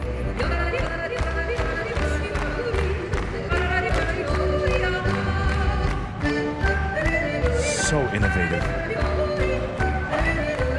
So yeah, you really got to be into that. You boil yourself up a mug of Swiss Miss and go to work. No, I know Snitzer likes Kraftwerk. I think he just saw them. So Anthony Snitzer from the morning show, that's like the only other guy I've heard talk about Kraftwerk. That's who I was talking to last week. I said I was talking about. That's who I was talking to. And we were texting about it because he went and saw him in, I think it was Detroit. Probably. Yeah. I mean, that's his band, dude. Like, that's what he loves. Yeah. So, yeah, there are some people who are really into them, but there are more people who don't know they're into them. There are people like, I love Daft Punk. Daft Punk are a couple of French guys who were whacking off to Kraftwerk. Right? Yeah. To their credit. That's not even a knock. To their credit. So any band that had any connection at all to electronic music, that was all born out of Kraftwerk. Building on what they did and layering and whatever. The Trans-Europe Express, Alan, is no longer in service. That's how old Kraftwerk are. That's right. They've outlived the Trans-Europe Express. Alan, I saw Mushroom Head and Soulfly open for Rammstein at Nautica. Wow. I was under 18 since it was my first day on juvie probation, and my mom waited in the parking lot and listened to the whole show since I was supposed to come out whenever my curfew was. Yeah? You ain't going to see Rammstein. Their stage production is too big now. They ain't doing Nautica. They got to do Soldier Field when they play Chicago. Pyro alone. Yeah. Are you familiar with, I wanted to throw this at you because I think you are familiar with, might even be your hometown. Springfield, Mass., is that your hometown? That's my hometown. Maybe this is in Rockport, Mass. Okay. You know Rockport, Mass? I do. Yeah, it's up. Right on the ocean. Yep. They got a big woodpecker problem. And it's not just, it'd be one thing if, sometimes you'll hear woodpeckers doing what they do, right? Molesting trees. And that's not what this is. There are people in the seaside town of Rockport, Massachusetts. I don't think we have any bureau chiefs in Rockport. We've got them all throughout the great state of Massachusetts. But this town is dealing with a woodpecker that is mangling people's cars. Whoa. Now, obviously, and I don't know how big of a town Rockport is, but if it is a seaside community, you have to infer that these are affluent people. These aren't people living in shanties. No. These are people living the good life there. Coastal Massachusetts. It's North Shore. It's basically, there's like a little tip of Massachusetts, and that's where it is. Right next to Gloucester. There you Gloucester. Right next to Gloucester. Yeah. Manchester by the Sea. A feel-good movie of the year, bro. Rockport. It's a dry town, dude. Can't drink there. Got to get drunk in Gloucester and go back. Only Rockport I know are my size 10 boots, bro. Got a size 10 Rockport straight up your ass. Yeah, dude, I'll tell you, there's no beers, there's no bars, there's no nothing there. It's a dry town. It is. Oh, and yet it's on the ocean, making it the height of irony. Anyway, these people are flipping out because a woodpecker is tapping people's windshields and windows. This thing don't play. Port, Massachusetts, a site far from impeccable of broken car mirrors and windshields. What is he saying? Impeccable. Oh, that was a pun. Uh-huh. Impeccable. Far from impeccable of broken car mirrors and windshields. We seem to have a vandal in our neighborhood. I love my neighborhood. And I'm describing him as, 18 to 24 inches tall, wearing black and white with a red hat. The unexpected menace, a He's clearly a Yankees fan.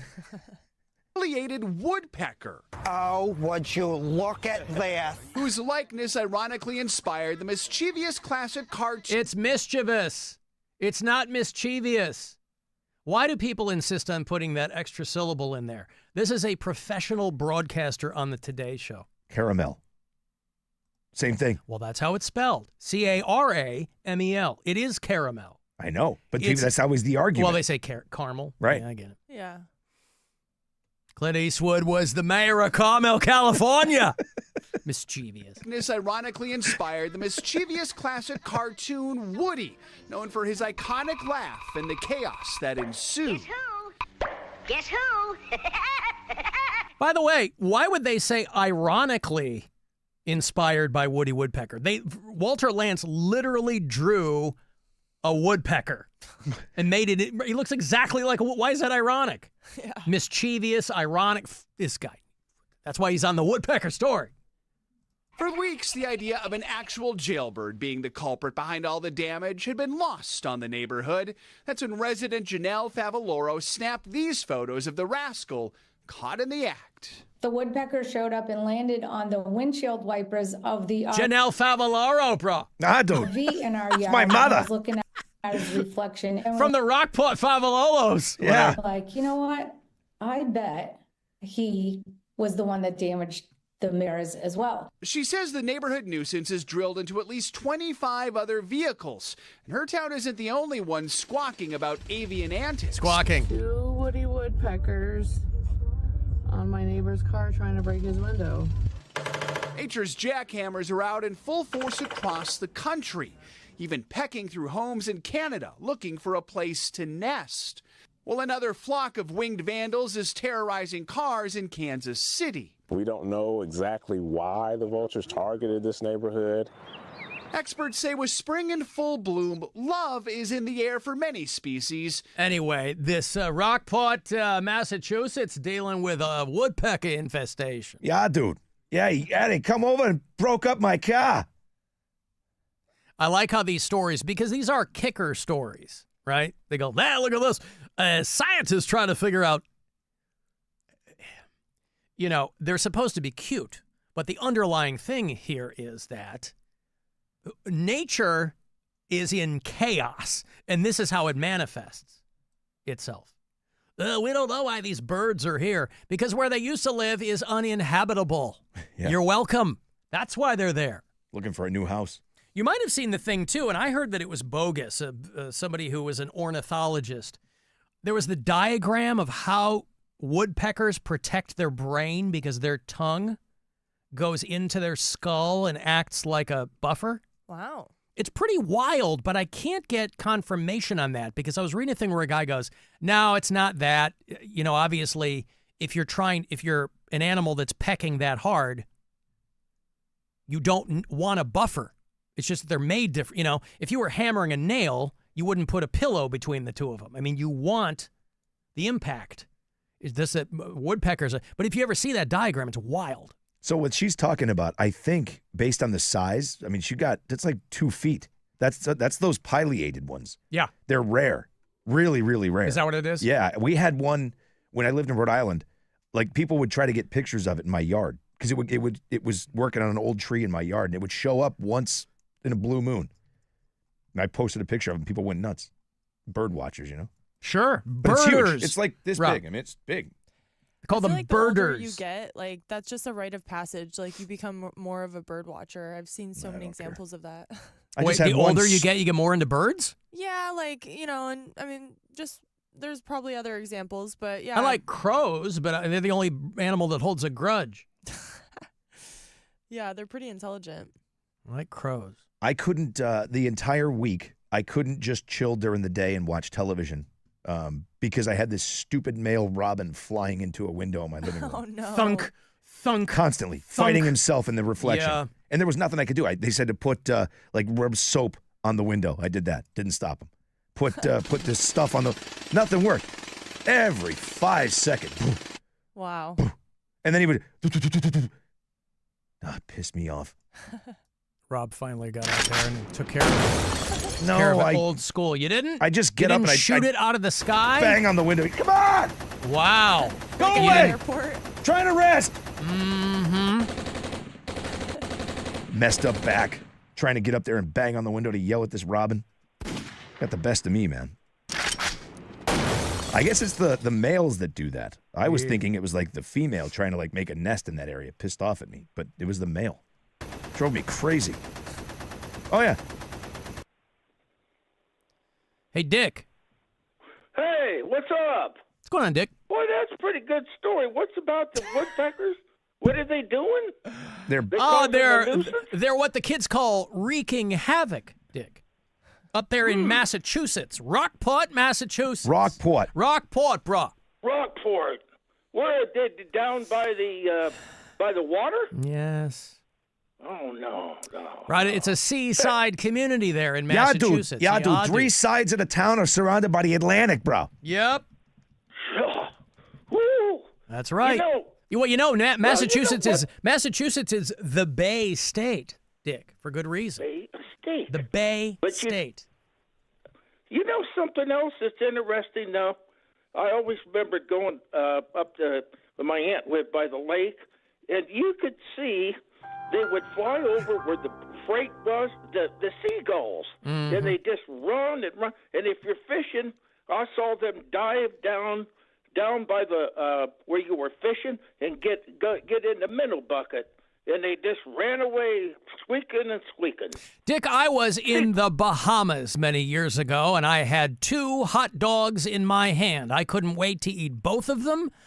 One in each mitt, and I hadn't eaten, and I'm standing there on the beach, and I've got a hot dog in each hand ready to be dressed with relish and mustard, and I couldn't be more excited, and a seagull came out of the sky and without even breaking stride, plucked one of those hot dogs from right out the bun. Oh. And I was surrounded by people who all pointed and laughed. Oh, man, oh, gosh. Huh. That's strange. Kind of strange. Yeah, well. Hey, go Cavaliers! Right? Go Cavaliers! Go Guardians! Have a good day! Everybody have Dick tonight! I haven't pulled the silent treatment on him in a while. I want to bring back the silent treatment. Thank you, Dick. I appreciate the call, pal. What a wild story. Dick doesn't get treated to too many seagull purloining hot dog stories. Well, there aren't that many around, I guess. Hey, Brit Floyd. You want to go see Brit Floyd?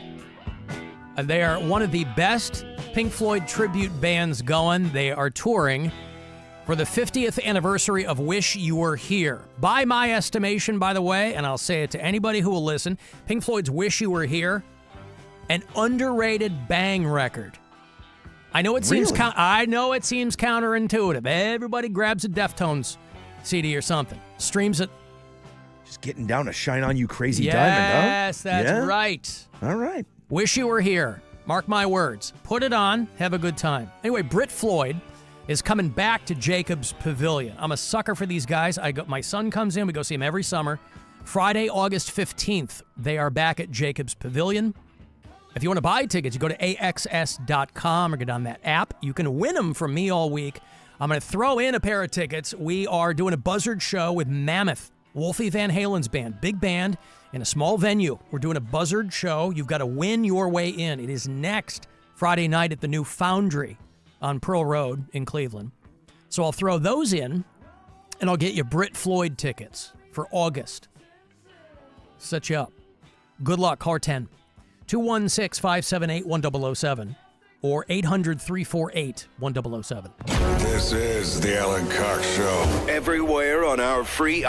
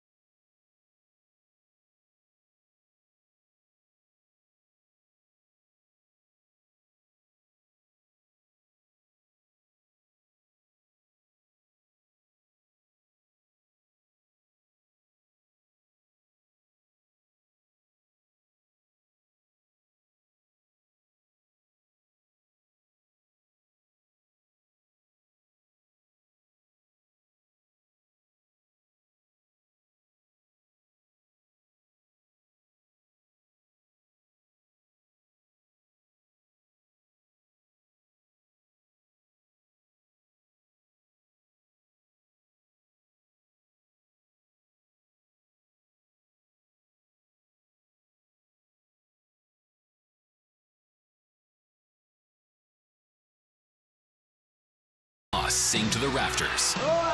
Zeppelin set the stage on fire. And feel AC/DC bring the house down. Open your free iHeartRadio app, search Classic Rock Live, and make it a preset now. You can always make more money. You can never make more time, which is why it's weird that you've wasted so much of it here. Yeah, that is weird. The devil take you, sir or madam. The Alan Cox Show. WMMS.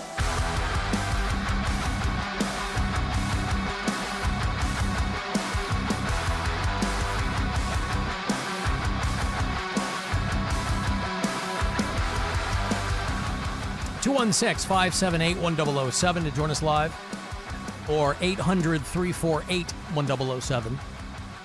You can send me a text if you want. 35192 is that number. Another $1,000 here for you in about 8 minutes. Bottom of the hour. We've got a crack at $1,000 for you, courtesy of the Buzzard Bookie. Cavs playoff basketball. These guys are on a roll. They can seal it all up tonight. For this first round, they have so far shut out the Miami Heat. So the Cavs are up 3-0. 7:30 tonight is your tip-off there from Miami. 7 o'clock pregame will get going here on WMMS and also on the iHeartRadio app if you want to listen there. And, of course, a brand new promo code courtesy of CLE Clothing Company. There are only 2 days remaining in the month of April. Well, today, tomorrow, and Wednesday. And the promo code all month has been Home Run 20. Get everybody excited. This is a month, of course, for Guardians home opener and baseball to get into full swing. Guardians, I think, are here at home tonight. They're playing the Minnesota Twins. You'll hear that game on WTAM 1100. Cavs playoff basketball tonight. So when May hits, we get a new promo code. You guys can probably figure out what it is for the month of May. What do you think it is for May, Rob? Did you already see it? Did you know? I know what it is, yes. You know what it is? Yes. Katarina, do you know what it is? I don't, what do you think that the I'm promo code for May would be? I'm going to guess flowers, because I guessed showers last month, and I mixed them up. So I'm going to guess flowers. Correct. May, April showers, the saying goes, brings... I forget the rest. But flowers is the promo code for 20% off at CLE Clothing Company all throughout the month of May. Hopefully when June rolls around, Rob, people over at CLE Clothing Company will craft a promo code in honor of my birthday. When is that again? It is sometime in June. Okay. It's in the month of June. Got it. I forget which day, nor do I care. But what an honor to be feted in such a way, that's T-E-D, not T-I-D, in such a way as to be able to tell people how to save some money. So, yeah, Home Run 20 for the next couple of days, and then May kicks in, and you can switch to, per Kat's request, flowers. Flowers. Flowers. So we were talking about this a while back. We were talking about the guy who was talking trash at the Guardians game. This was a Cleveland fan talking trash to Jarren Duran on the Red Sox, and it got the guy scooped up and ejected and probably summarily banned from Progressive Field because he was trash-talking the guy based on a failed suicide attempt that player had made, and I wasn't clear. I wasn't sure what the guy said. A lot of people texted me when we were talking about it, and reportedly the guy said, you should have killed yourself when you had the chance. Oh. Which, as with all drunken, moronic sports taunts, doesn't even make sense. You should have killed yourself when you had the chance. He had the chance. He tried to kill himself, and he failed. Good for him, good for his family, good for his career. But he was part of a documentary on Netflix about the Boston Red Sox, and the guy had been very candid about the fact he tried to kill himself. And so a Cleveland Guardians fan, I guess, thought that was a proper fodder for some trash talk. And they were talking about, do they have a jail over at Progressive Field? Because they have them in football stadiums. And Rob goes, oh, there's a show called Stadium Lockup that you got to watch. I didn't realize it was a new show. Yeah, it started in March. Over there on A&E. Stadium lockup. It's not all about the Browns, is it? I mean, Brown Stadium is the primary. There's a lot of belligerent fans out there. Well, Not especially just ours. football. Yeah. I mean, baseball's a little bit more laid back, theoretically. There's a reason that football stadiums are the ones that have in-house jails. True. I wonder how basketball is. I feel like it's in the middle because I remember after we beat the Detroit Pistons back in the day, like for the semifinals, so I saw somebody like rip a stop sign out of the ground like in downtown. So, it get pretty rowdy still. Yeah, but I'm talking about like in the venue. Right. Yeah, good point. Outside, good point. cops are everywhere. I mean, true. they're waiting for people to. Stadium lockup. Charlie spent some time in there. In the Who's Cow? He has, yeah. He told me about it. Well, Charlie is a guy. Yeah, Charlie's a guy who's living life, A, to the fullest, B, on the edge. Right? He said he was smoking a butt or something. That's what you do when you're, was he 40? He's 40 now. And you got no kids. That's the beauty of it. I think it was a long time ago. Nevertheless, still doesn't have any kids. No, for sure. He's smart. Don't get me wrong. Love my kids. Yeah, he's always. But that's the life and you can live that life as long as you want. Yep. Nobody goes, aren't you a little old for that? No, I'm only responsible for myself. He sends me texts all the time. Like they're doing like some game show thing. There's some place you can go and bring some friends and you play like a game show. You can do like Family Feud. He sends me that and he's like, what are you doing? And I like sent a picture of me petting the dog. I'm just sitting on the couch doing nothing on a Saturday night. And then like I got to take my kid to college. Right. Right. Yeah. Lacrosse tournament this weekend. Right. Oh, my girlfriend and I, we're going to drive to White Castle 4 hours away in tuxedos for Valentine's Day. Yeah. Yeah. I'm in. That's the dream. I don't know. You want to go to Italy for 2 weeks? And it all sounds really stupid. But if you're living that life, it's you're awesome. Like, it's beautiful. Beautiful. Because you got story. We're in the business of telling stories about our lives. Mm-hmm. And a lot of people don't care about stories about your kids. I don't care about stories about other people's kids. I don't. But I have kids, and so this whole thing's about my life. And so I realize there are people who are like, I don't care, dude. I get it. When you have kids, you're evangelical about them, right? Love my kids. But people who don't have them, they're living a different life. Thankfully, though, when you tell those stories. And it's a fascinating life. When you tell those stories, though, most times it's so relatable that even if you don't have kids, there's a reason. You know what I mean? Like, you can still relate to that story. Like we talked about my kid getting into a car accident. Everybody has either been in one or directly with someone who has. So it all makes sense. I guess.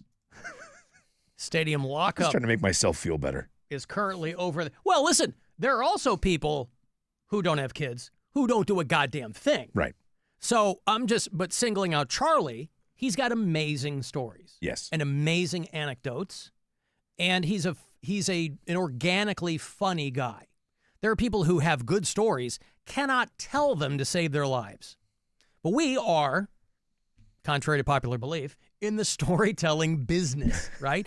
We have to find a way to take the most mundane situations and make them sound, it's called sensationalism, okay?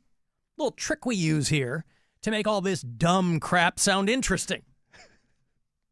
But if you're getting thrown into Brown Stadium jail, it doesn't require a lot of embellishment because the questions will come naturally. What did you do? Here's what I did. What was it like? Here's what it's like. Who were you in with? Here's who I was in with.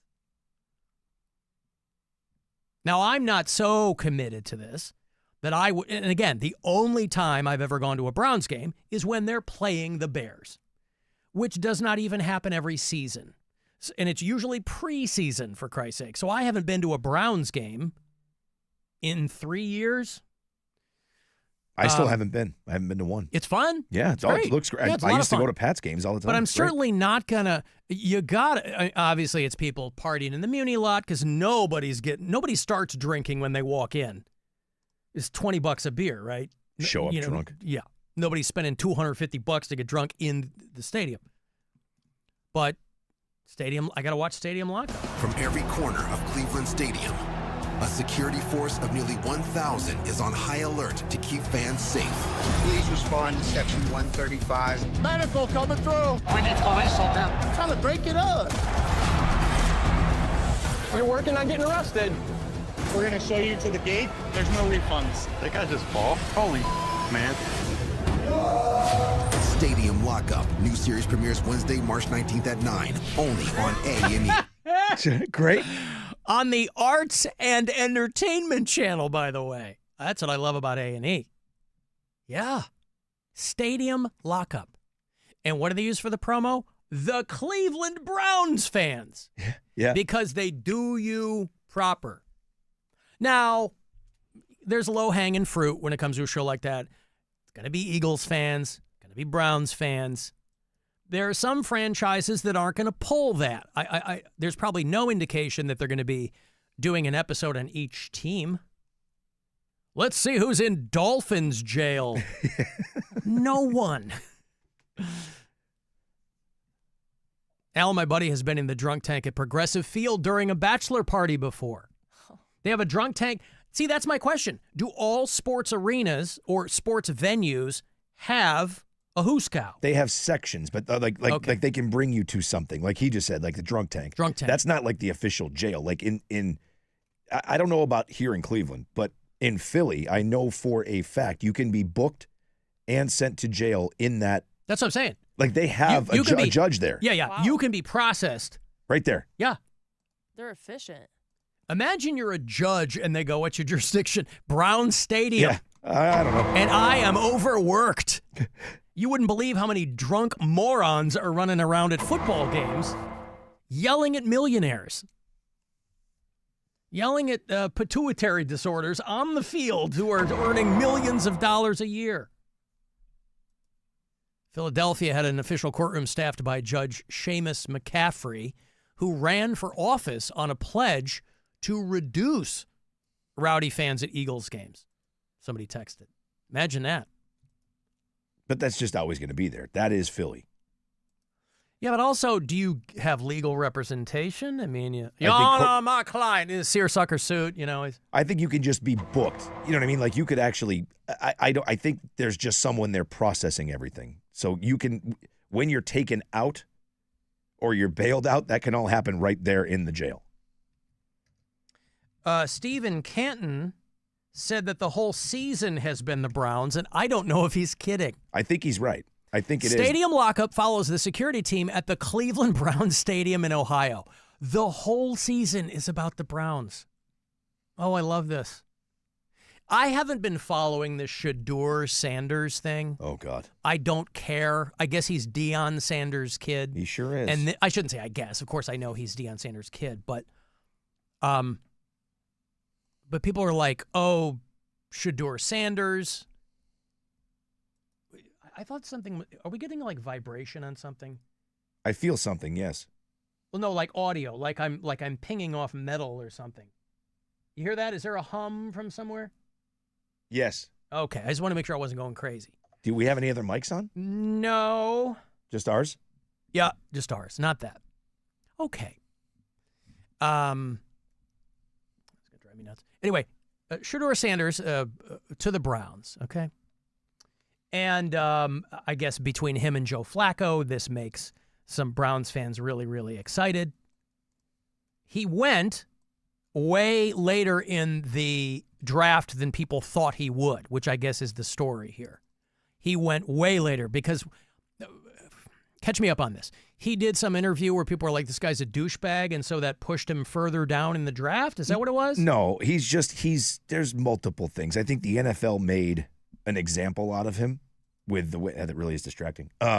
They sort of made an example out of him with the draft stuff by what they're basically saying if you get Shedeur, you get Deion. And he's going to be a pain in everybody's ass. But is Deion Sanders still the coach at Colorado University? Is that where he is? Okay. No, yeah. Colorado State. Colorado State. Yeah. So that's in Boulder? I believe. Okay. But yeah, that was kind of the premise of it. And if you watched the opening night, they kept showing him. And they had he was in this room with legendary was spelt out in diamonds, and he's wearing all this stuff. And by the time he got drafted, he was standing there in a pair of socks at his house. Okay. Like you could just see that it was amazingly demoralizing. So this is UC Boulder is where Deion Sanders is, okay? That's where Cordell Stewart went. If people remember Cordell Stewart. He spent some time with the Steelers when I was living in Pittsburgh. We had him on the Bears for a hot minute.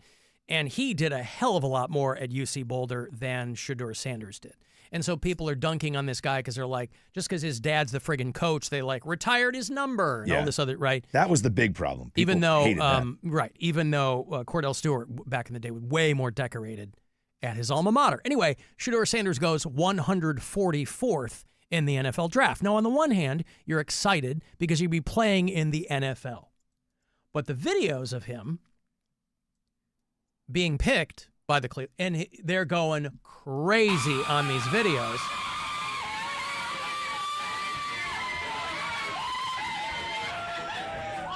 Now, with respect, this guy didn't want to go to the Cleveland Browns. I don't know where he wanted to go, and I hope that he'll be good for the Cleveland Browns. I know nothing about his ability. To me, the funniest thing is that he got pranked by the son of the defensive coordinator of the Atlanta Falcons. So the team had to apologize. They're like, we don't know how he got Shedeur Sanders' phone number, but a kid named Jax Ulbrich, who's the son of Jeff Ulbrich, who's the DC for the Atlanta Falcons, the team and the guy have apologized after pranking him, saying he got in sooner than he did. Yeah, he told him you're going to have to wait. Like, it was that After was not bad. getting picked in the first 3 rounds, Jax Ulbrich's friend pretended to be New Orleans Saints GM Mickey Loomis, calling to say that he would be headed to the Saints. Oh, my God. That's bad. He hilarious. hook, line, and sinker. I mean, he fell for it. Because why? Who wouldn't? And that You're excited. You're waiting to get a call. He would have much rather gone to New Orleans than Cleveland. And those phones aren't their phones. That the NFL gives them those. So when they call, there's like that whole thing. He said he found it on his dad's open iPad. Yeah. Yeah. Where is that clip? Because I have it. You can even hear him in there. He goes, legendary. We're going to be legendary. This is Mickey Loomis here, GM of the Saints. How you doing? Good, how are you, man? Good, been waiting on you. It's been a long wait, man. Now, the guy on the phone sounds like he's 21 years old. So, but in the excitement, sure, right? You go, oh, my God. No, for sure. We're going to take you with our next pick right here, man. Yeah. Yes, sir. Let's be legendary. But you're going to have to wait a little bit longer, man. Okay. Sorry about that.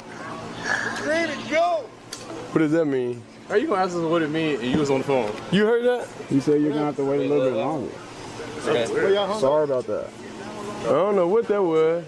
Nobody got this number though. Man, he just got trolled, bro. They tripping now, fam. Okay, so he knows at that point he knows he got pranked. Yeah. So that's day 2, and he gets this call, goes, hey, I'm the GM of the Saints. We're bringing you to New Orleans, but you got to wait.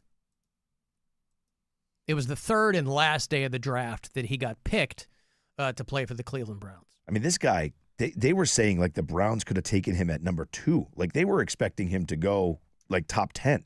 And it just fell out of. I heard Stansbury talking about it weeks in advance, and he's like, the Browns are going to take Shedeur Sanders at number 2. Yeah. So that's kind of where I was getting my information, or at least anecdotally, was when Dan was talking about it, because he knows way more about this stuff than I do. Like, he gets. Well, when they how those drafted things work. Dylan Gabriel from Oregon before Shedeur Sanders, you could tell that they were trying. Everybody was doing the same thing. Like, there was like this quiet handshake, teach this kid a lesson thing. Yeah, man. Hello. I'm calling from a rap label. We're called Kablooey Vuitton. You gonna blow up? Hey, is this Shedeur Sanders? Yeah. No. This is Frank Rosencrotch from the Philadelphia Eagles. Hold on, let me bring up my list. Oh, my aliases. Yeah, this is Dusty Greenbeans from the New York Giants. We're taking you next. This is Poon Hairswith I'm the defensive coordinator for the Denver Broncos, and we're really excited to bring you to Denver. How do you feel about that? I feel great. Awesome. Hey, is this Shador? Yeah. Hey, this is Mario Speedwagon from the Seattle Seahawks. Oh, I love it. I did feel bad for him. I feel bad too, but but he was gonna go somewhere. It's not like he was not gonna get picked. Yep. So at the end of there were a lot of guys didn't get picked. This is a guy who's gonna play in the NFL. His brother didn't get picked, Shiloh Sanders, but he got picked up undrafted. Shiloh and Shador. Yep. He got picked up to go to Tampa Bay. Come on, man. Tampa Bay signed him undrafted. At least have the good sense to name all your kids with the first letter of your name. Deion Sanders. You name your kids Deion 2 or DeAndre or something like that. That's what you do. Shador and Shiloh, what's with the SHs? I don't know. Man. Oh, God, I forgot to give this money away, didn't I? I went right past it. I got all excited. All right, well, I'll give you this money, and then I'll go to a break here. It's $1,000, courtesy of the Buzzard Bookie. Listen closely. Good luck. This is your chance to bet with the Buzzard Bookie and win $1,000 now. Enter this nationwide keyword at WMMS.com. Green. That's green. Enter it now at WMMS.com. The Alan Cox Show on 100.7 WMMS. Rover's Morning Glory. Over the past 2 months, Jeffrey has become obsessed with the lead singer of this local band, going to the shows. How did you get into this? Is one of the floozies that you're trying to pick up really into? No, I've been friends with Facebook with him for a long time. He's my friend Mona's cousin. Oh, Mona's cousin. So I just go to his, like whatever I can. I go to his gigs and I support him. He's been rocking and rolling, strutting and sewing for the last 25 years. And you've been cucking and sucking for the past 2 months. F you. Rover's Morning Glory. Weekdays on 100.7 WMMS and 24/7 on our free iHeartRadio app. Hey, it's Alan for Window Nation. You know, April is a great time to spruce up around the house, including brand new windows. Window Nation's Buy 4, Get 4 free sale is going on now. You can get new windows and pay nothing until 2027. If you decide to redo your whole house, they'll include a free entry door as well. Window Nation's Buy 4, Get 4 free sale now. No payments for 2 years. Sale's going to end soon, so schedule your estimate now. Call 866-90 Nation, give them my name, or go to windownation.com. Window Nation, a proud partner of the Cleveland Cavaliers. Thanks for calling Discover. This is Nia. Hi, Nia. It's Jennifer. Did you know that Discover automatically doubles all the cash back you've earned at the end of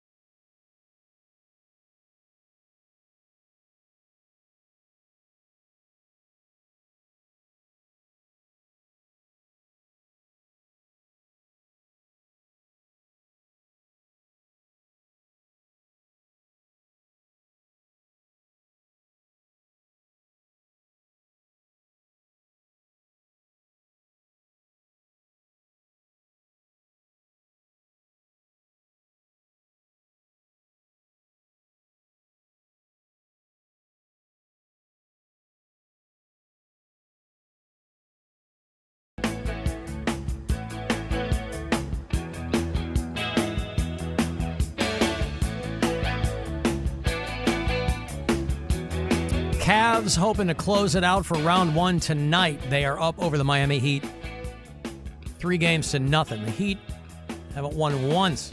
So game 4, round 1 is tonight. You will hear all of the Cavs playoff basketball here on the Buzzard. Also in the iHeartRadio app. Want to listen there. 7:30 is your tip-off in Miami tonight. This is what they refer to as a must-win situation for the Miami Heat. Is that Kevin Love? I always forget. He's with the Heat, isn't he? Mm-hmm. Oh. So 7 o'clock pregame you'll get here tonight on WMMS. Great song from the Police. Say it with me, called Dee-Doo-Doo-Doo, Dee-Da-Da-Da. Stuart Copeland's band, isn't it? Yeah, I was going to say, I've heard this song, I love the Police, one of my favorite bands, and obviously the song is, the song's almost 50 years old, right? It's 45 years old. Off of a great album called Zenyatta Mondatta. But out of all the songs, by the way, that would have the word rapes in it, this is easily the most jaunty. You know what I mean? Like, I've heard the song a billion times, and I just happened to hear it in the car yesterday. I'm driving, I go, he does say rapes. And maybe it's because we're so much more sensitive to that kind of language now, whereas for a long time, if it's in a song, you're like, okay, well, they're just throwing it in there, right? Nirvana has the song Rape Me. We still play that, you know? That's the only one that kind of bothers me a bit. Rape Me? I don't like that one. Well, I mean... And I know it's not about that. Right. But it just gives such a... I don't know, man. I just feel like if that's happened to you, you probably don't want constant reminder of it in a song form. Ties you up and rapes you, of course, is what Sting throws in do-do-do-do, da-da-da-da. You know, Warren Zevon had it in Excitable Boy. Yep. Newly minted Rock and Roll Hall of Fame inductee Warren Zevon, you know. His lyrics were sharp and pointed and bone dry, and Excitable Boy was a song about a kid who's clearly a psychopath, but everybody just refers to him as excitable. But he does a complete 180 with the word rape in that song. Took little Susie to the junior prom. Excitable boy, they all said. And he raped her and killed her, then he took her home. He raped her and killed her and then took her home. It seems like the wrong order. That's the issue Rob's got with Excitable Boy by Warren Zevon. Yeah. He dug up her grave. And built a cage with her bones. So obviously a very, very dark, dark song from Warren Zevon, but the Police, dee-doo-doo-doo, da-da-da-da, in there. Again, I've heard the song a billion times. It just jumped on me. I'm like, wow. You know, because all the Police, you know, they kind of wore their reggae influences on their sleeves, right? And so a lot of their songs are very kind of jaunty and great album.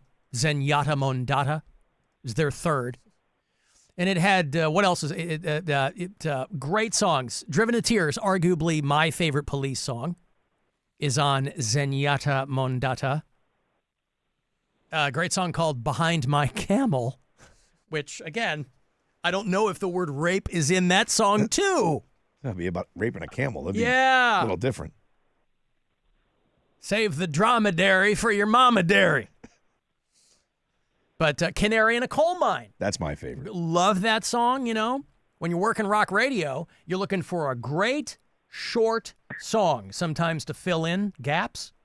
I would always go for Canary in a Coal Mine. That is, without question, that's my favorite Police song. When I was working classic rock radio in Kalamazoo, Michigan, our music director would get so pissed off because every time she goes, you play Canary in a Coal Mine so goddamn much on this radio. I go, all right, you know, you weren't supposed to deviate, of course. And I was new to the biz. I know, and I took her point, you know, and she kind of said it tongue-in-cheek, but I was like, I need a short song. I used to get in trouble all the time, too. Yeah, and Canary in a Coal Mine's right there. I can't play Blur Song 2 on a classic rock station.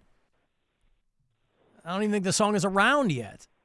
But Driven to Tears, Don't Stand So Close to Me, that's what leads off the album. When the World is Running Down, another great song. So I know Police fans know the album, but you sleep on that record at your peril. I can't think of a bad one. Synchronicity's great. Album or song? Album. Oh. I can't think of a bad Police Zenyatta album. Mondada's got Bombs Away on it, too. That's an underrated Police song. Which one has Born in the 50s on it? Born in the 50s is on Invisible Sun. That's another great one, too. That's what I'm saying. That's on Ghost in the Machine, though. Born in the 50s is on, I don't know. It's not on Regatta de Blanc. No? Born in the 50s. I'm so mad I didn't get to see them when they were on that reunion tour. It's on the first one. It's on Outlandos D'Amour. It is? Yeah. Okay. Anywho, Rape really jumped out at me from the Police when I was in the car. I was like, you don't hear that anymore. On the subject of rape, I told you a couple of weeks ago, before our break, they had a guy on New York City subway surveillance camera who had determined that a guy had died on the train. There's a dead guy on the train. In and of itself, not the weirdest thing you're going to see on the New York subway. But what was weirder was that there was a guy who sexually molested the corpse. Remember we talked about this? Mm-hmm. They got the guy full face on camera, and his son turned him in. Imagine that. Hey, yeah, you guys are looking for a corpse rapist? Yeah, that's my dad. I'd really like you guys to scoop him up. I think they arrested the guy. I think you'd have to report your dad. I'm still curious about the logistics of this. Here's the headline. Horrifying video shows man allegedly abusing a corpse on the New York City subway. Weeks later, police arrest a suspect, 44-year-old Felix Rojas, is charged with first-degree rape. They say in the initial reporting that he violated the corpse orally and otherwise. And I'm like, what are the logistics of that? The victim was 37-year-old Jorge Gonzalez. They interviewed his ex-wife, who said she was shocked when she found out, obviously. This is the R train in Lower Manhattan. She met her ex-husband when she was 15 years old. She's the ex-wife of the victim. And the guy dies on the train. He died earlier that night on the train. But if you're on public transportation, be it bus or train or anything else, if you see somebody sitting there, you figure they're sleeping. Most people aren't going up, oh my God, are you okay? I mean, I didn't. My wife was waiting in the Newark airport, and a guy sitting across from her in her terminal, she got there early. The only other guy sitting there, guy who was sitting there when she got there, turned out he was dead. Oof. Wow. But she was a little bit more attentive and called somebody over and goes, I haven't seen this guy move. I don't see him breathing. She didn't just try to touch his penis like this other guy? He didn't move. I don't know that she didn't do that, but, you know. It's my penis time, my penis time, my penis my penis time, my penis time, it's my penis time. Hey, how about that? That guy's calling about his penis time. Thank you, sir. To be so candid about something that's otherwise usually quite private. That's exciting. Why were you talking about beer holes and penises on the radio, Daddy?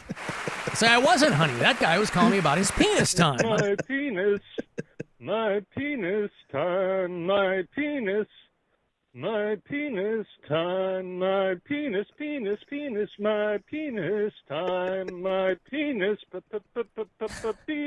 time, it's my penis time. I don't want to blow anybody up. That is Kat's boyfriend. He called me as they were on their way to Montana. He left me that voicemail.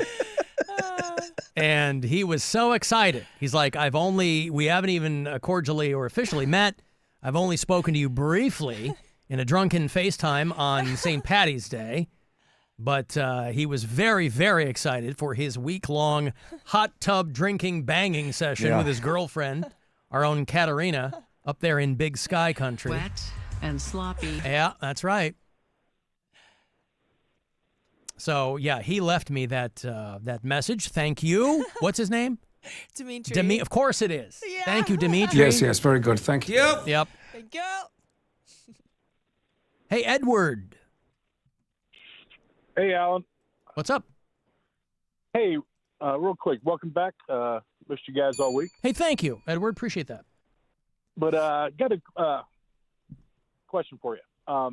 Well, first of all, I was listening to the best of this week. Yep. And I called in a couple of years ago about scraping my nipples off in a bike accident. Is that when I went right into the Charlie Sheen interview? Yeah, and I did not know that Charlie was on after me because I went into the store after our interview, but I heard it on the best of. And Yeah, I hung up with you Sheen. and started talking to Charlie Sheen about the guy, and then Charlie Sheen was talking about your nipples, Edward. Yeah, as soon as we hung up, got the phone, I hung up the phone. I had to go into the store. I was in a parking lot. Yeah.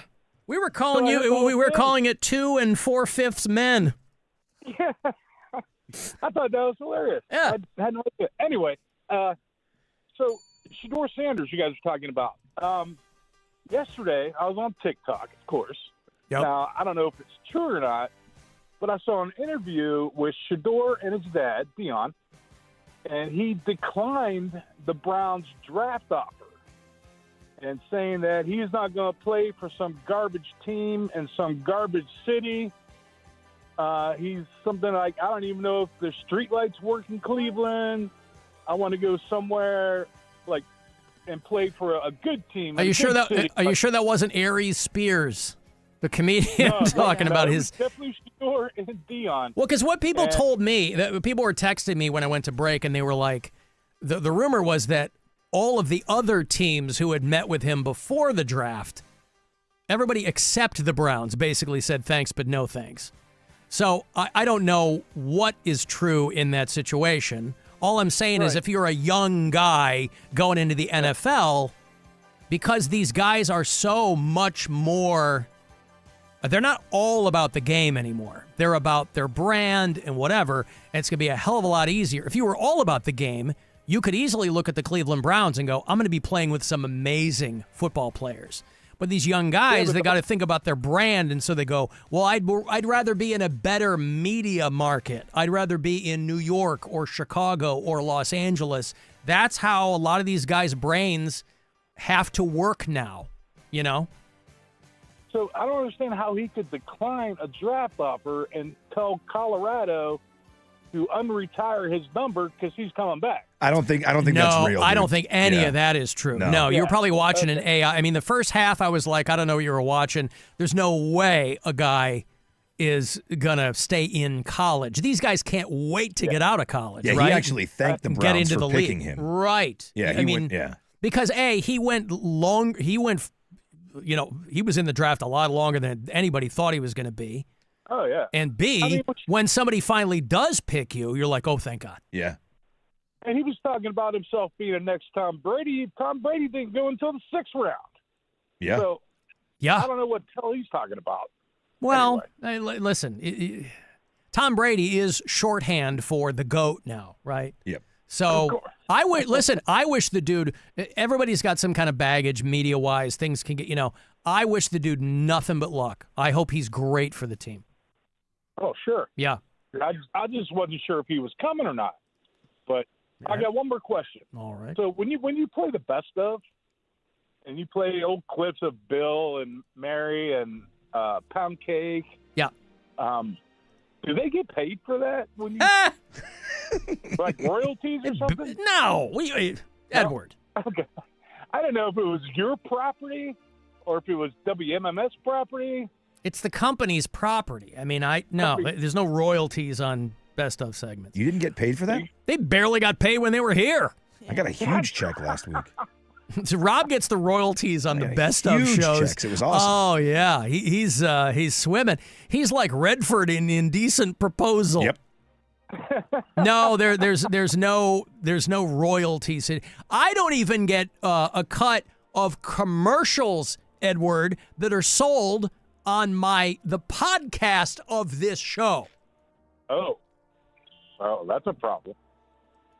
Well, it is what it is. You know those commercials that just play in the middle of a segment? Yeah, we don't get when paid I'm for talking. those. No, it would be different if people were like, "Oh, do you get paid?" I go, "Yes, of course I do. I don't care if it cuts me off. I get cha-ching." No, I don't get one thin gilder from the advertisements that they sell during my show. One of the most downloaded podcasts in this company. I don't see one red cent. Is that racist now? 1 red cent? No, sir. Somebody told me it was. So anyway, my long answer to your short question, Edward, is no. Do I need to call somebody about that? Dave, iHeartMedia. No, please don't waste your time. Let's just do what we do, Edward, and enjoy the spoils of victory, shall we? Absolutely. As they are laid out. Thank you, Edward. And how are your nipples before I let you go? They are fully functional. Thank you very much. Are they scarred? Well, I was going to say, guys, nipples don't need brand new. They grew back. They don't need to. They don't need to. Extra sensitive. No, but guys' nipples don't need to function. So now I have another question for you. Oh, I think he means they can get stiff. They can get stiff. All right. Nice They cold breeze. function as to when it gets cold, they get hard. You say nipples grow back? Like little Yeah, mine did. starfish. Yeah, exactly. Regenerative. Yeah. Mine did. All right, well, good. Congratulations. Next time I talk to Charlie Sheen, Edward, because I'm sure he's going to want the follow-up, I'm going to give him the post-mortem on your regenerative nips. All right. All right, thank you, Edward. There's Edward. That was so great when Charlie popped on after that, too, and you went to him. He's like, can you put me back on hold so I can hear more about that guy's nipples? Yeah. That's so funny. I hadn't aired the Charlie Sheen interview in a while. It's so good. And the way I do some of shows is I try to keep like a 6-month buffer. You'll only hear a clip. I know some people think they've heard clips over and over and over again, but you won't hear them any more than once every 6 months. And yeah, the Charlie Sheen clip, I was coming right out of Edward talking about his nipples and went right into Charlie. What the hell is that? Jonathan Davis. What was that? I was trying to play the Charlie clip. I don't know. Hold on. Wait. They grow back like a starfish? They regenerate? Oh, I guess I didn't realize he was in there. Right, okay, thank you, Edward. I appreciate that. Oh, I thought I thought it started Hey, with Charlie. Hey. Did you hear that last guy talking to me about when he was a kid and he got in a motorcycle accident and it sheared his nipples clean off? It's I don't mean to laugh.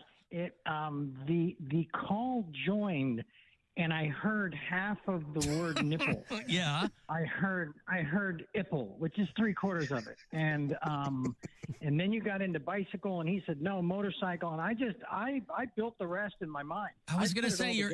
I'll tell you what, Charlie was so happy that I wasn't asking him about tiger blood or any nonsense like that. He was so far down the road from that. But he was also so happy that he brought it up himself. Like he talked about like being in such a bad place for so long and not really having anybody as an advocate. He just didn't even, he brought that up on his own. Yeah. That was a great, I love that. Charlie Sheen. Winning? Anyone? Bring it.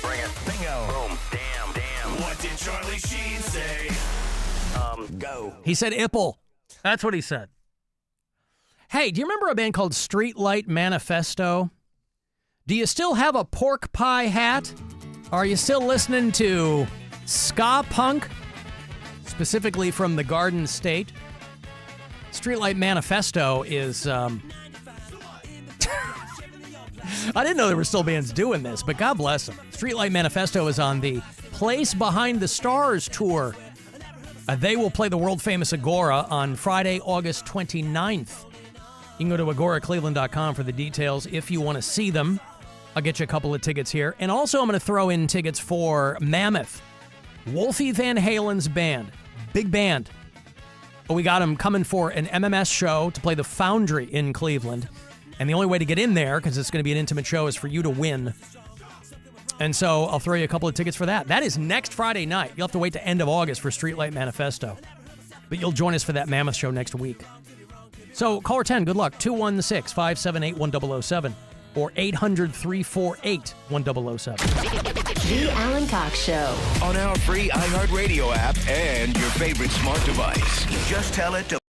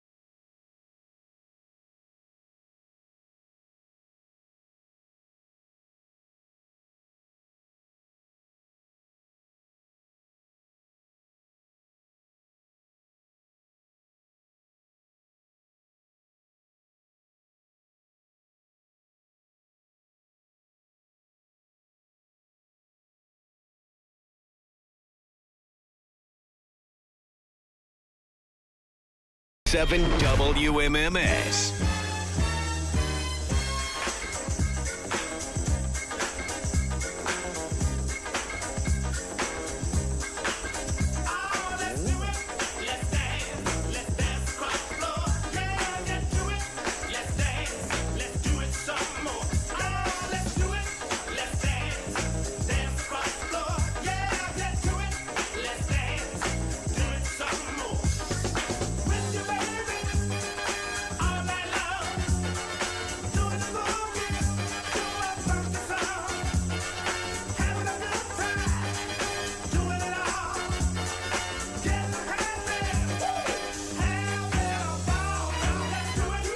Alan, you guys were talking about woodpeckers earlier. We had one that would try to poke through the metal part of our chimney. Sounded like a pipe was going to burst. That's why I mentioned I like crows. I'm no birder, of course. Alan, did you know a group of ravens is called an unkindness? I did know it. Although in Florida last week, one of the days we were at Disney's Animal Kingdom. And I was informed that a pack of flamingos is called a flamboyance. I guess for obvious reasons, but a flamboyance of flamingos. Somebody's working over it. Everybody knows Pride of Lions. Everybody knows. I think by now people know Murder of Crows. A flamboyance of flamingos. That's amazing. An unkindness of ravens. I don't know if any... A group of rattlesnakes is called a rumba. A rumba of rattlesnakes. Like the vacuum? That's a Roomba. Yes. Yeah, of course. It sucks up rattlesnakes. These things work hard. I was reading about the woman who a snake fell in her margarita.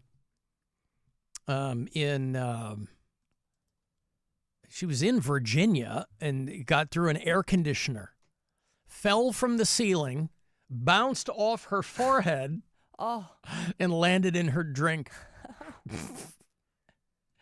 I leaned in to take a sip, and I noticed that something hit me on the forehead, and I looked at my husband like, what was that? And when I turned around, I saw the snake in my margarita, and I just jumped away from the bar at that point. It was moving. It started wrapping around my straw. They grabbed a stick trying to get it, and I was just like, please don't let it go in my purse. Another man that was having dinner on the other side of the bar came, and he grabbed it and took it out. I left shaking like I was traumatized. Man, baby snake. Like Frank Zappa. They should call that the Zappa Margarita. Anyone? The baby snakes in her margarita. They're in... now, if you're in a Mexican restaurant in Mexico, that's to be expected. You're surrounded by all kinds of wildlife. I mentioned that we saw an alligator come out of a pond my first day in Florida. Last Sunday, we're having dinner Easter evening at a restaurant that was adjacent to a golf course, and I looked out. And I had been joking before that, I'm going to make sure I'm bobbing and weaving any alligators, because everything in Florida is trying to kill you. The weather, the wildlife, the flora and fauna, the people. And, I had been there mere hours, and a gator crawls out of a pond right around the 8th hole and starts making its way up toward the giant houses along the periphery there. The people who are living there, they kind of take it in stride. They bring out their 9-iron, get ready to beat the thing into a new pair of boots. But Carletta Andrews there in Virginia, she was at the Patron Mexican Restaurant and Cantina. Do you think they made her another one? Or made her, like, once they took the snake out, just like you can drink that. They're clean animals. I imagine they, at the very least, what I love is because restaurant profit margins are so razor thin. It doesn't matter if you're at a hot restaurant. It doesn't matter if you're at kind of a mom and pop joint. Anybody in the restaurant business, people are kind of sold this bill of goods because a lot of people think that the restaurant business is like they see on TV. Cooking shows have been around for so long now that it exponentially increased the number of people going to culinary school. because everybody thought they were going to come out and be on television. Well, culinary school is not only wildly expensive, but it's one of those jobs that if you're going to be a chef or a cook or whatever, you are a grunt for years and years and years.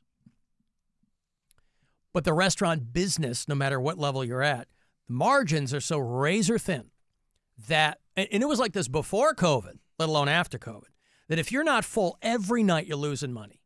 And nobody's full every night. You might have a hot run or something like that.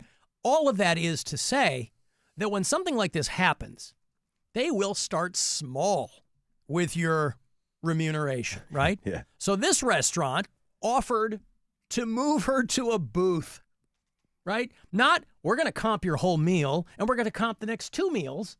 Please don't sue us. Because you got an HVAC situation there, right? Nothing that you can particularly plan for. And it's a restaurant owner's worst nightmare if something like that happens. Something that had nothing to do with the food. I don't even know if they deserve a comped meal. Really? Yeah. I mean, it wasn't the restaurant's fault. It's not like you found a pube on a plate. I like the local television coverage. The headline says... Hi, can I speak to a manager, please? Yes, ma'am, it's me. I can help. Okay. The owner eventually got back to me. You'll see that headline there if you're watching the live stream. Post-dinner surprise. Oh, God. Another news Multiple pun, huh? Z's. Surprise. Saying the snake likely got into the restaurant through the air conditioning unit. I asked if the restaurant is doing anything to prevent this from happening again. The owner said no. He did share that the... I like that. No, I'm not. What the hell am I supposed to do? Now, my point is, if this were a Mexican restaurant, well, a restaurant in Mexico, this would be part of the local flavor, figuratively speaking. This would be part of the experience. Yes. First time we went to Mexico was many, many years ago, went to Puerto Vallarta, and one of the places that we went to we did a zip line thing where you're going through the jungle, and it's terrifying. Because you're going over these massive, massive ravines. You're hundreds of feet in the air, going over, and these guys are trying to get you to go on your stomach, which I did. So you're going across the largest expanse over this zip line in the jungle. You're flying like Superman. No, I didn't want to do that, but I was trying to be a cool guy. And so... that's what you did. And you're looking down, you're like, if this thing snaps, obviously I'm dying. Mm-hmm. But the alleged payoff at the very end of this very long zip line route, because, have we all done a zip line before? Yep. You kind of go to the next platform and then you wait and they send you down. And, but this wasn't like some kiddie fun park zip line where a few, couple, maybe a dozen feet off the ground. You're hundreds and hundreds and hundreds of feet above the ground in Mexican jungle. So for the surroundings, it's amazing if you can try to disassociate yourself. And my thought is always, things can go wrong, but this is a tourism-based business, right? These people, and maybe I'm being naive, I'm sure they're checking these with some regularity. This is their whole bread and butter. Anyway. Well, you don't hear stories all the time of people dying ziplining. Correct. You know what I mean? So that's right. I did it in Negril. Yeah. Same thing. Yep. You're flying. It's awesome, right? But you have to take yourself out of it. 100%. If I die, it's down below 1,000 feet or whatever. Anyway, at the end of ours, the hook is that the zip line ended. It was their version of exit through the gift shop. The zip line ended at this exotic animal restaurant. And so at the end, they have all these exotic animals that you can... So I had a giant tarantula placed on my face. I have an old photo of it somewhere. Those things don't bother me. No. Snakes, things, I don't care. I thought a tarantula... I grew up watching movies where guys in some quicksand and tarantula. Inching closer to the damsel in distress. I didn't realize how heavy and spiky they are. I thought they were fluffy. Yeah. So the thing that was the most unnerving to me was how heavy it was. And there were people near me that were taking pictures of me because there was no way in hell they were going to have a tarantula put on their face. I'm like, guys, this is it's a tourism tarantula. Nope. Right? It's not going to kill me or sting me or whatever. You never know. So my point is, in this restaurant, there were snakes. Now, you know that going in. If a tiny one had gotten into my rather sizable margarita, I would have asked for another drink.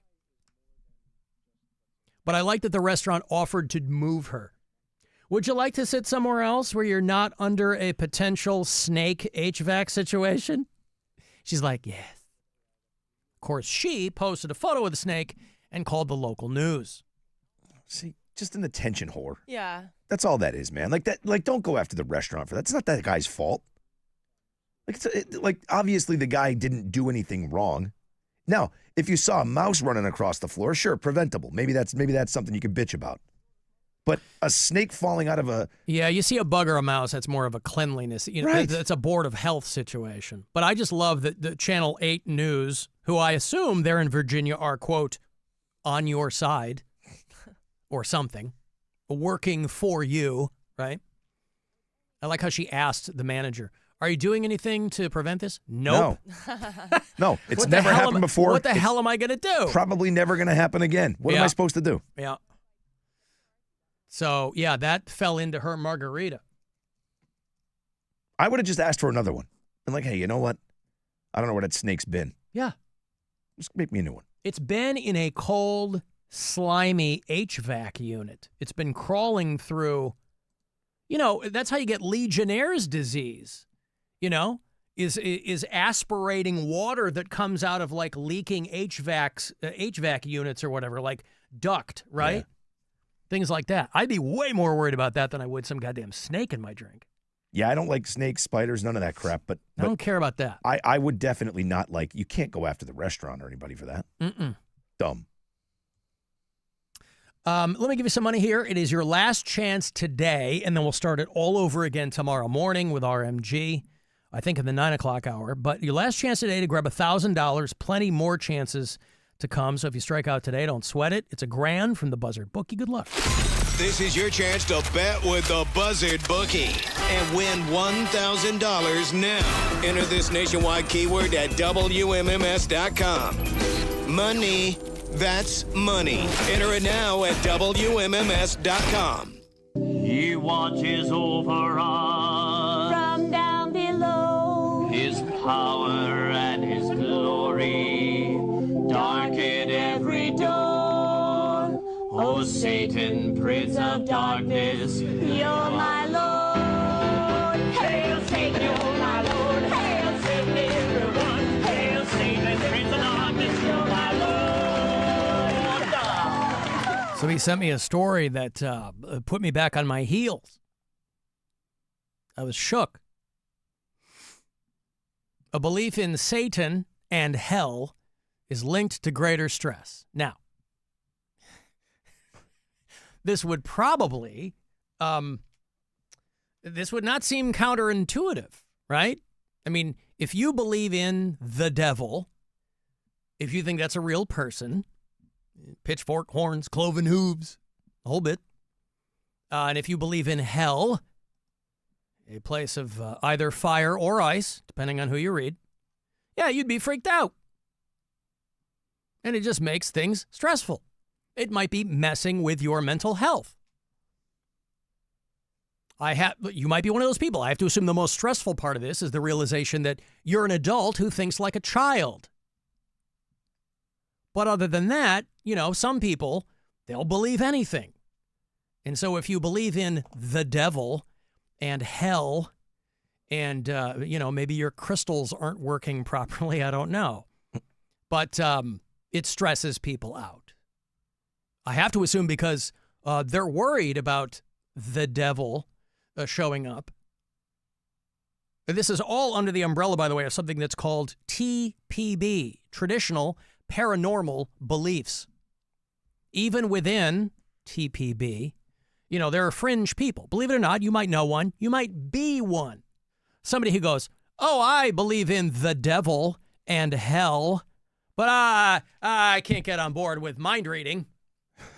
I can't get on board with aliens. No. I believe in the devil, but no. I don't think there's anything else. That is a bridge too far. My crystals are all I need. I can't believe in ghosts, but you believe in I believe in the devil, yes. And hell, believe in a place you die, and if you were bad, that's where you go. Yes, I do believe in that. But you don't believe in these. No, I'm sorry. But you can see why. You right? believe in leprechaun? No, I don't believe in leprechauns. But you believe in the devil? Yes, I believe in the. Okay. But again, you can see why. Why they'd be stressed out. No, why they believe in that, right? If that's what faith is, right? Not being able to see what you believe in. So religion in general, if you're going to believe in Jesus and you're going to believe that God is the Savior and all of those things, you're going to believe in the devil as well. Do you believe in the devil? No, I don't. Okay, personally. Kat, you probably do, right? You're into Jesus. You believe in the devil. Yeah. Because your parents taught you, or it sounds like some old world honestly, crap. Like I don't really. I focus more on God than the devil, but you yeah. believe that if you believe in one, you have to believe in the other.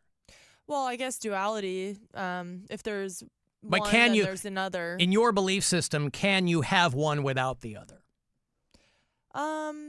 Well, you could, like some people go, I believe in God. I don't believe in the devil.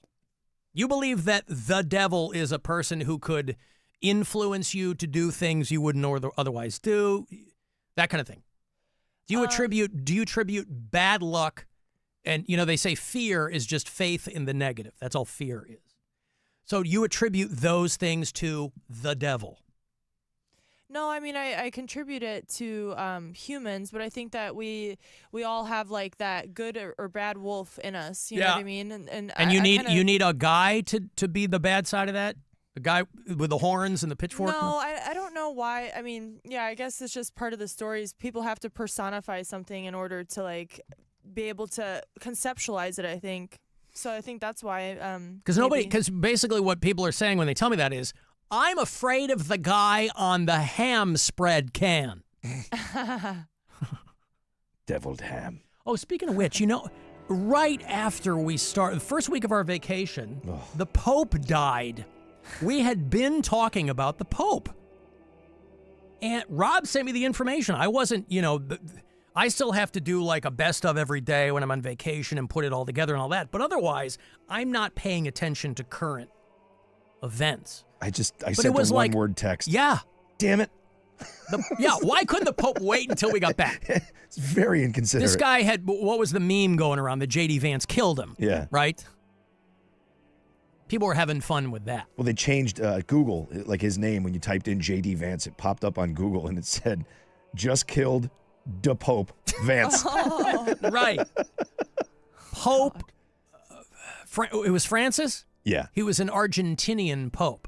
And so now, I did read that the movie Conclave, the book I think is 10, 15 years old, but they made a movie called Conclave. It's like peak boomer movie, right? But I loved it. I thought it was good. I thought it was great. The movie's maybe a year and a half old, but it's like stacked. It's Lithgow, and it's Ralph Fiennes, and it's Stanley Tucci. I mean, that guy could juggle in and watch him do it for 5 hours.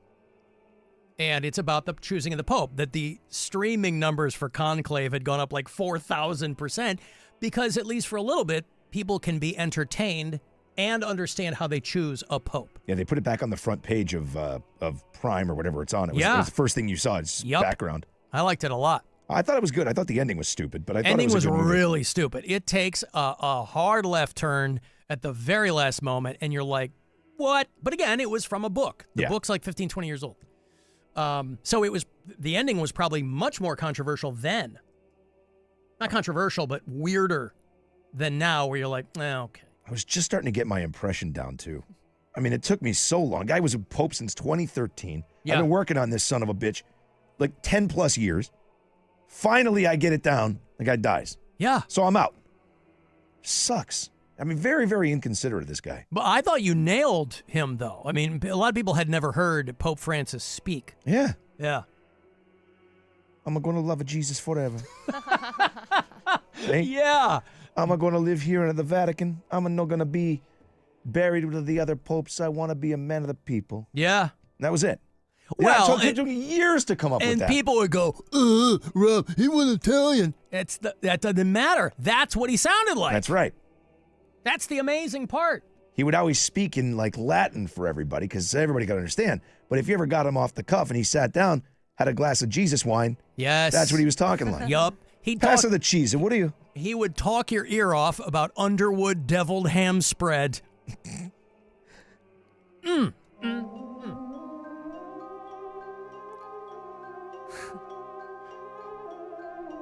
Rob. Hello? Hey, what's up, man? I heard you do an impression of me. Who is this? It's the Pope, man. Oh my God! Holy cow! Yeah. Are you okay? Are you? Am I okay? You know what I mean? Not okay in the sense of your I've been earthly. waiting my whole life to be up here and die, man. I couldn't wait to get the hell out of there. What was the first thing you saw when you got there? I saw a bright light, and then I walked toward it, and then the pearly gates. That's all made up, man. No.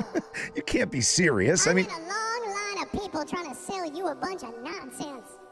You can't be serious. Everything that we're taught forever in our religion is that when we die, if we're a good a Christian, we are going to see our relatives. We're going to see the pearly gates. We're going to see God. They're all here, man. Yeah, sure, talk smart.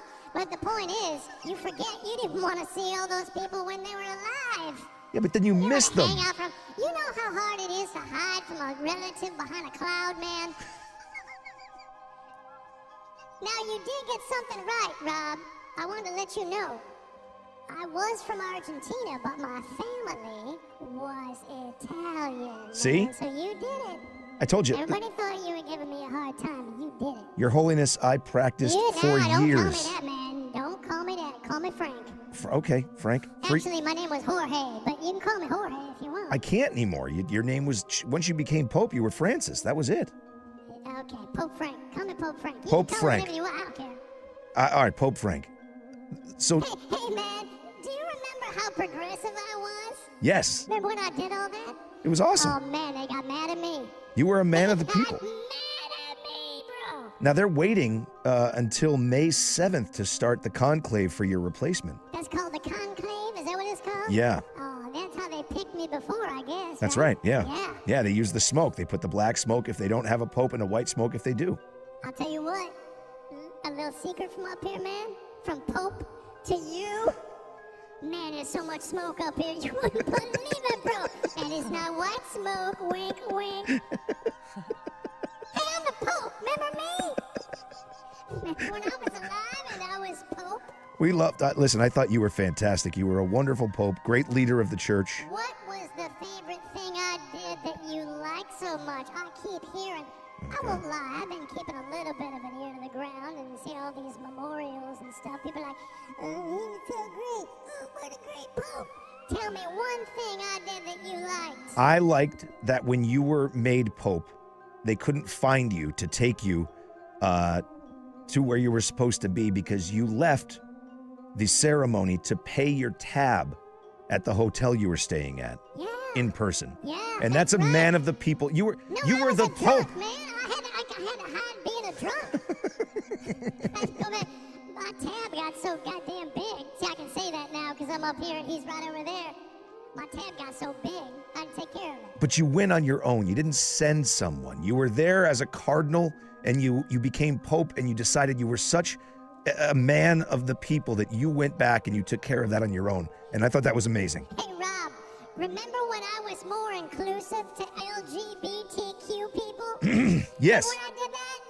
I do, and I well, what do you think's going to happen next? Do you think they'll keep that going, or do you think they're going to reel it in? Hey, Rob, do you remember when I was giving speeches on climate change, man? Yeah. Yeah. Yeah. Yep. Remember when I remember that guy that killed me, J.D. Vance? Remember when I told him what a dummy his boss was? You did. And then all that Jesus stuff they were preaching, they weren't following along, man. Well, that is one thing that you definitely talked a lot about, was it's very difficult to say you're a Christian if you don't follow those beliefs and things in life. Rob, I gotta go, man. There's a poker game starting.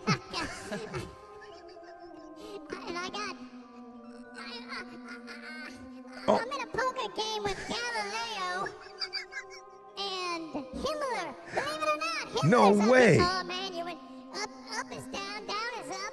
You would know what's going on. Wow. Hey, who's the chick in there, by the way? Her name is Kat. Cat. Okay, Yeah. I forget. I haven't met yet, but the devil is all made up. He is? Yeah. No. Hey, remember when remember when I gave my last Easter Day mass?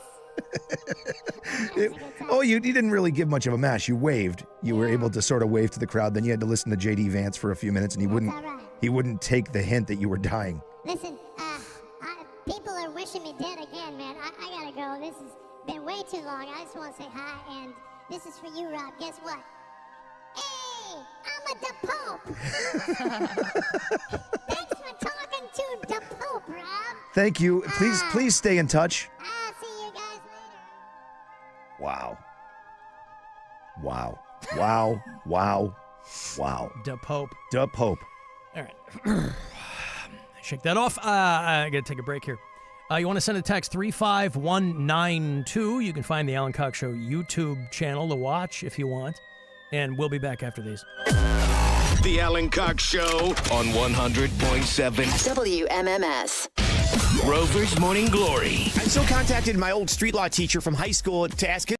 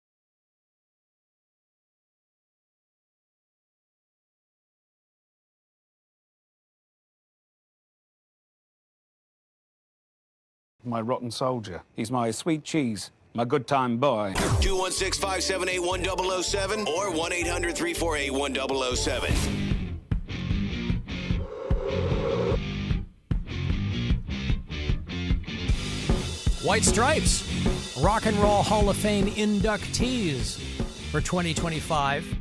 Jack and Meg getting in, along with Outkast and Warren Zevon's getting in, and Cyndi Lauper and Bad Company and Nico.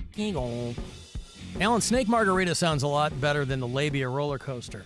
You son of a bitch. How about, I don't tell Dare you. you. How frigging dare you? Son of a bitch. You're trying to tell me that something that popped up randomly is better than something I came up with in 0.02 seconds? Yeah. Come on. Dare you. Alan, that heavy tarantula on the face wouldn't bother me, but the zip line would make my pants fill with duty feces. Yeah, the zip line is not for everyone. And again, I was trying to be a cool guy, and so, you know. On one of the runs, like there was like 5 stops. Good pun. It was like 5 stops on the zip line I was on. Oh, there were runs, all right. Yeah. Yeah. Thankfully, I didn't have that problem, but I did squish one of my nuts. Mm-hmm. They put me in that harness thing, you know? And they're like, well, when you get close to the, whatever, the pillar thing. The when platform. You get the platform. Yep. On the other end, you got to like, kind of like lift your legs up, make sure you're facing the right direction. Yep. I did, and one of my balls fell in between the harness and my leg. Oh. Like a vice. Dude. They're like, oh, you ready for the next run? I'm like, no. Nope. I'm going to throw up. Yep. I'm just going to sit here for 10 minutes. Yeah. Well, if it would have gone away with a fart, I would have done it. That was terrible. It is a similar feeling stomachache when you get that ball pain. That one's my favorite. You like that so one. Good. It's so authoritative. It is. You know, they all have their own little personalities and flavors, and, you know, I mean, that one just takes command. I also love the garage fart. That's the garage is good. That was so good. See, I have 2. That one's garage. This is in-laws garage. You have to make the distinctions. Garage. Garage is better? Yep. All right. A lot of these That's cute. Listener submitted. Mm-hmm. Yeah. Cute too. Rob likes that one. Yeah. That one says, get out of my way if you know what's good for you. Yeah, it's just all at once. I'm out. Alan, my wife and I did zip lines in Mexico. Her harness broke on one of the lines. Oh. There were several platforms, and when she got to the next one, the guy just tied it in a knot and sent her on her way. Well, that's the thing. No, thank you. Yeah.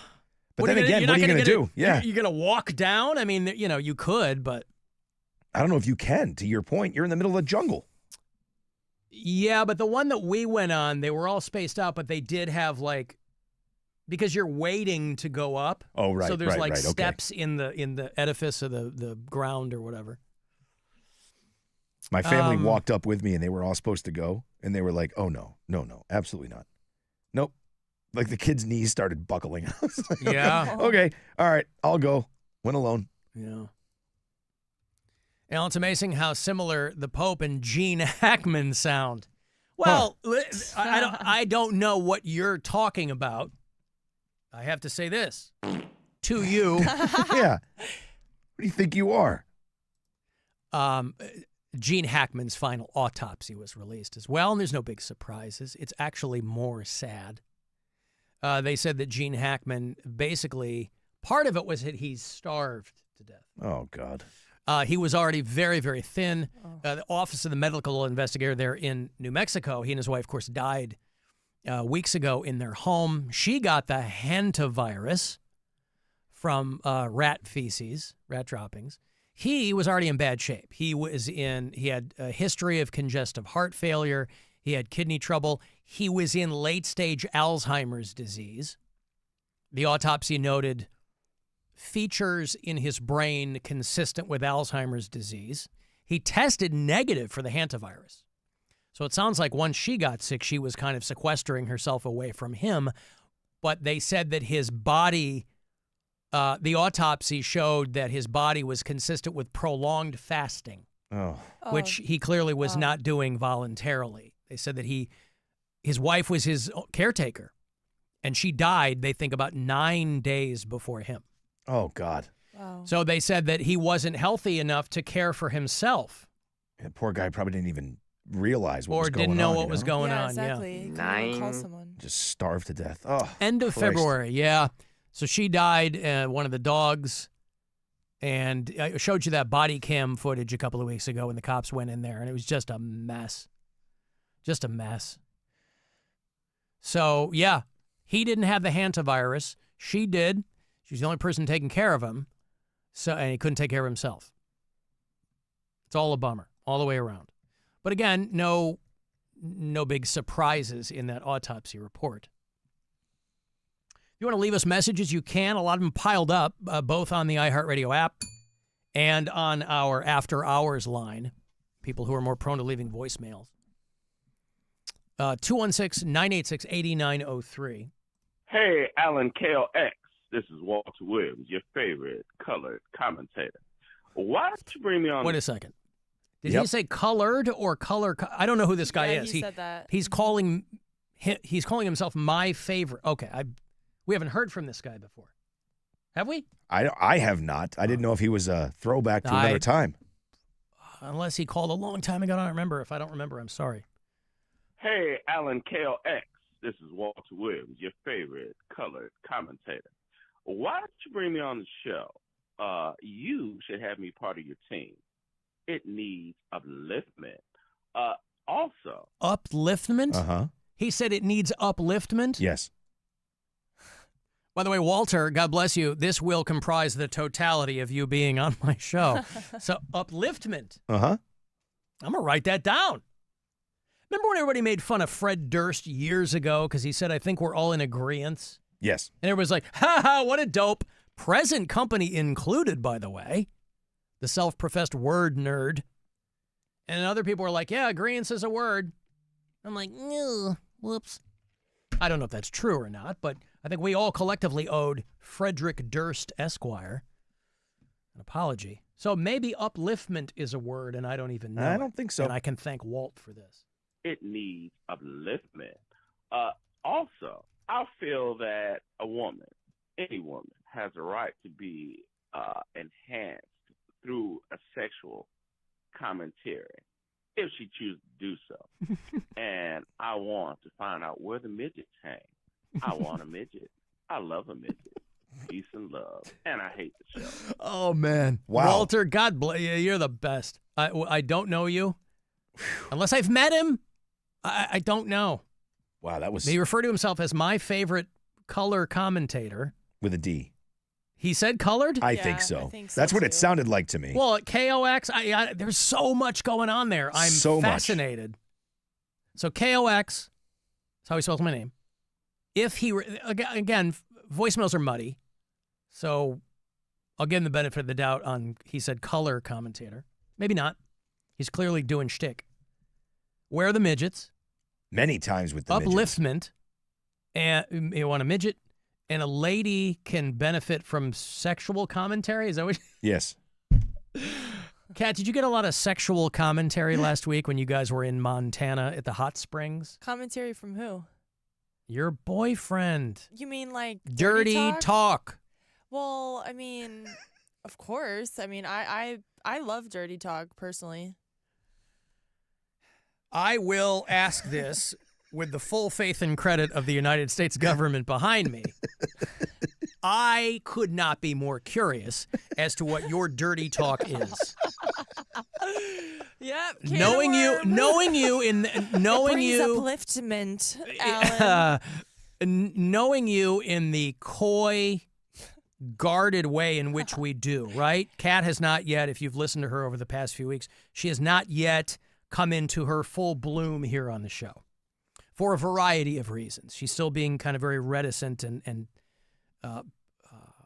kind of withholding. That's completely fine. You got to go at your own speed. But I'd be lying to you if I told you I wasn't curious what your dirty talk is. Your boyfriend did leave me the voicemail about penis time, so I'm wondering if that had something to do with it. Yeah. My penis time, my penis My penis. I'm assuming time, this is your boyfriend leaving me a voicemail from Montana. How did you know? My penis. I live and breathe, my friend. I live and my breathe. penis. Yeah, he's still going. My penis time. Mm-hmm. Is there any degree to which you feel comfortable giving us an example of what might comprise dirty talk? I know that that's a real hard thing to do in mixed company because it is a very intimate and private thing. But like it took me, as somebody who grew up Catholic and very reserved, but also super horny, took me a long time to even dip my toe into the dirty talk. And I'd never go so far as to say that I'm good at it. I am. But I'm okay in the moment. Well, yeah, girls can say anything. Guys, Yeah, true. a guy needs to know what he's doing. Girls can say anything. A girl can... Especially if you throw out another language, that makes people melt. Yes. Well, maybe not Serbian. Not everybody, but yeah, good point. There's there's sexier languages. Yeah. to hear. Oh God, you like think? Spanish? Maybe. Yeah. The Eastern European languages are a little the Teutonic. Yeah, they're a little bluzda. That's not going to get anybody. We're not weak. We're hard. Right. Boner killer. Uh-huh. But, okay, so we can at least say you are team dirty talk. Oh, heck yeah, I am. Okay. All right. Well, then maybe Walter's right. Maybe we do need upliftment on the show. Which is a real word. That's just how white folks will do you. Thank you, Walter. Alan, I've got a great idea. What about a 9-day dementia fast? Guarantee weight loss, but you'll never know. Oh, boy. Ooh. I see what you did there. Dirty talk. Now, not to pry, but it is. But I'm curious by nature, right? You know how I've been so successful for so long? All evidence to the contrary. Kat, I have maintained my childlike sense of wonder. Good. Okay. Does your boyfriend reciprocate? Do you guys know each other's rhythms at this point? You've been together a while. How long? 2 years? It'll be 4 in November. 4? So yeah. Mazel tov. All right. So you guys know each other's rhythms by now. You know what works, what doesn't, right? Uh-huh. And so do you dive right into what works, or do you throw new things in and he goes, Yeah. I think it just depends on the moment. So you guys are always in the open hot to springs. Throw things in there. Yeah. Literally. I'm just kidding. See, she goes, I'm just kidding. She's not kidding. That's fine. That's what we're talking about. What, Grandma? Boner. What? Boner. What? Boner. Oh. I love you, Grandma. Okay. All in on the dirty talk. Okay. Yep. Yeah, because again, there is an imbalance. There's an asymmetry to the dirty talk. Yeah, because girls, you whisper in the ear or whatever, we don't care what you're saying. Mm-hmm. But and women- in what language. Women love it though. Like that's why women listen to like audio erotica. Like there's like different types of like porn these days. I'm not you know? saying they don't like it, but that stuff is done by professionals. Yes. Yeah, true. Right? You got some sweaty dude trying to make something happen. You're like, all right. Udari mitata. Oh my God. Good job, Alan. You're welcome. Dang. That's right. What did I say, Rob? I could only assume Tata was boob. What did I say, Kat? Hit me, Daddy. That's right. Oh. Tata, she says she called you. Call me Tata. Oh, that's right. So Yeah. me Tata. All right. That's right. I was thinking like Tata. Oh yeah, Tata's aunt. Tata is? Yeah. Spank me, Daddy, is what I say to your father. Hit me, blunder me. Blunder me, Daddy, is what I say to your father. If I did not say Dari mi Tata, you would not be here. It would just be your wildly successful sisters. That's what gets him going. Oh, can you imagine that? That's how her dad gets a rod, is he's thinking about how successful his family is. I have 2 dentist daughters. Oh, we're so good. Oh my God, there's more drilling going on than in the teeth. There's so much drilling going on. We're what that mouth do. Oh, boy. Okay, listen. Boy, what? Thank you, Walter. What a note on which to end. Okay, so, again, we really get breadcrumbs from Kat, and that's fine. She has other people to protect, and I understand that. But she is team dirty talk. And at least that's a starting point. We can start there. Okay, we got to go.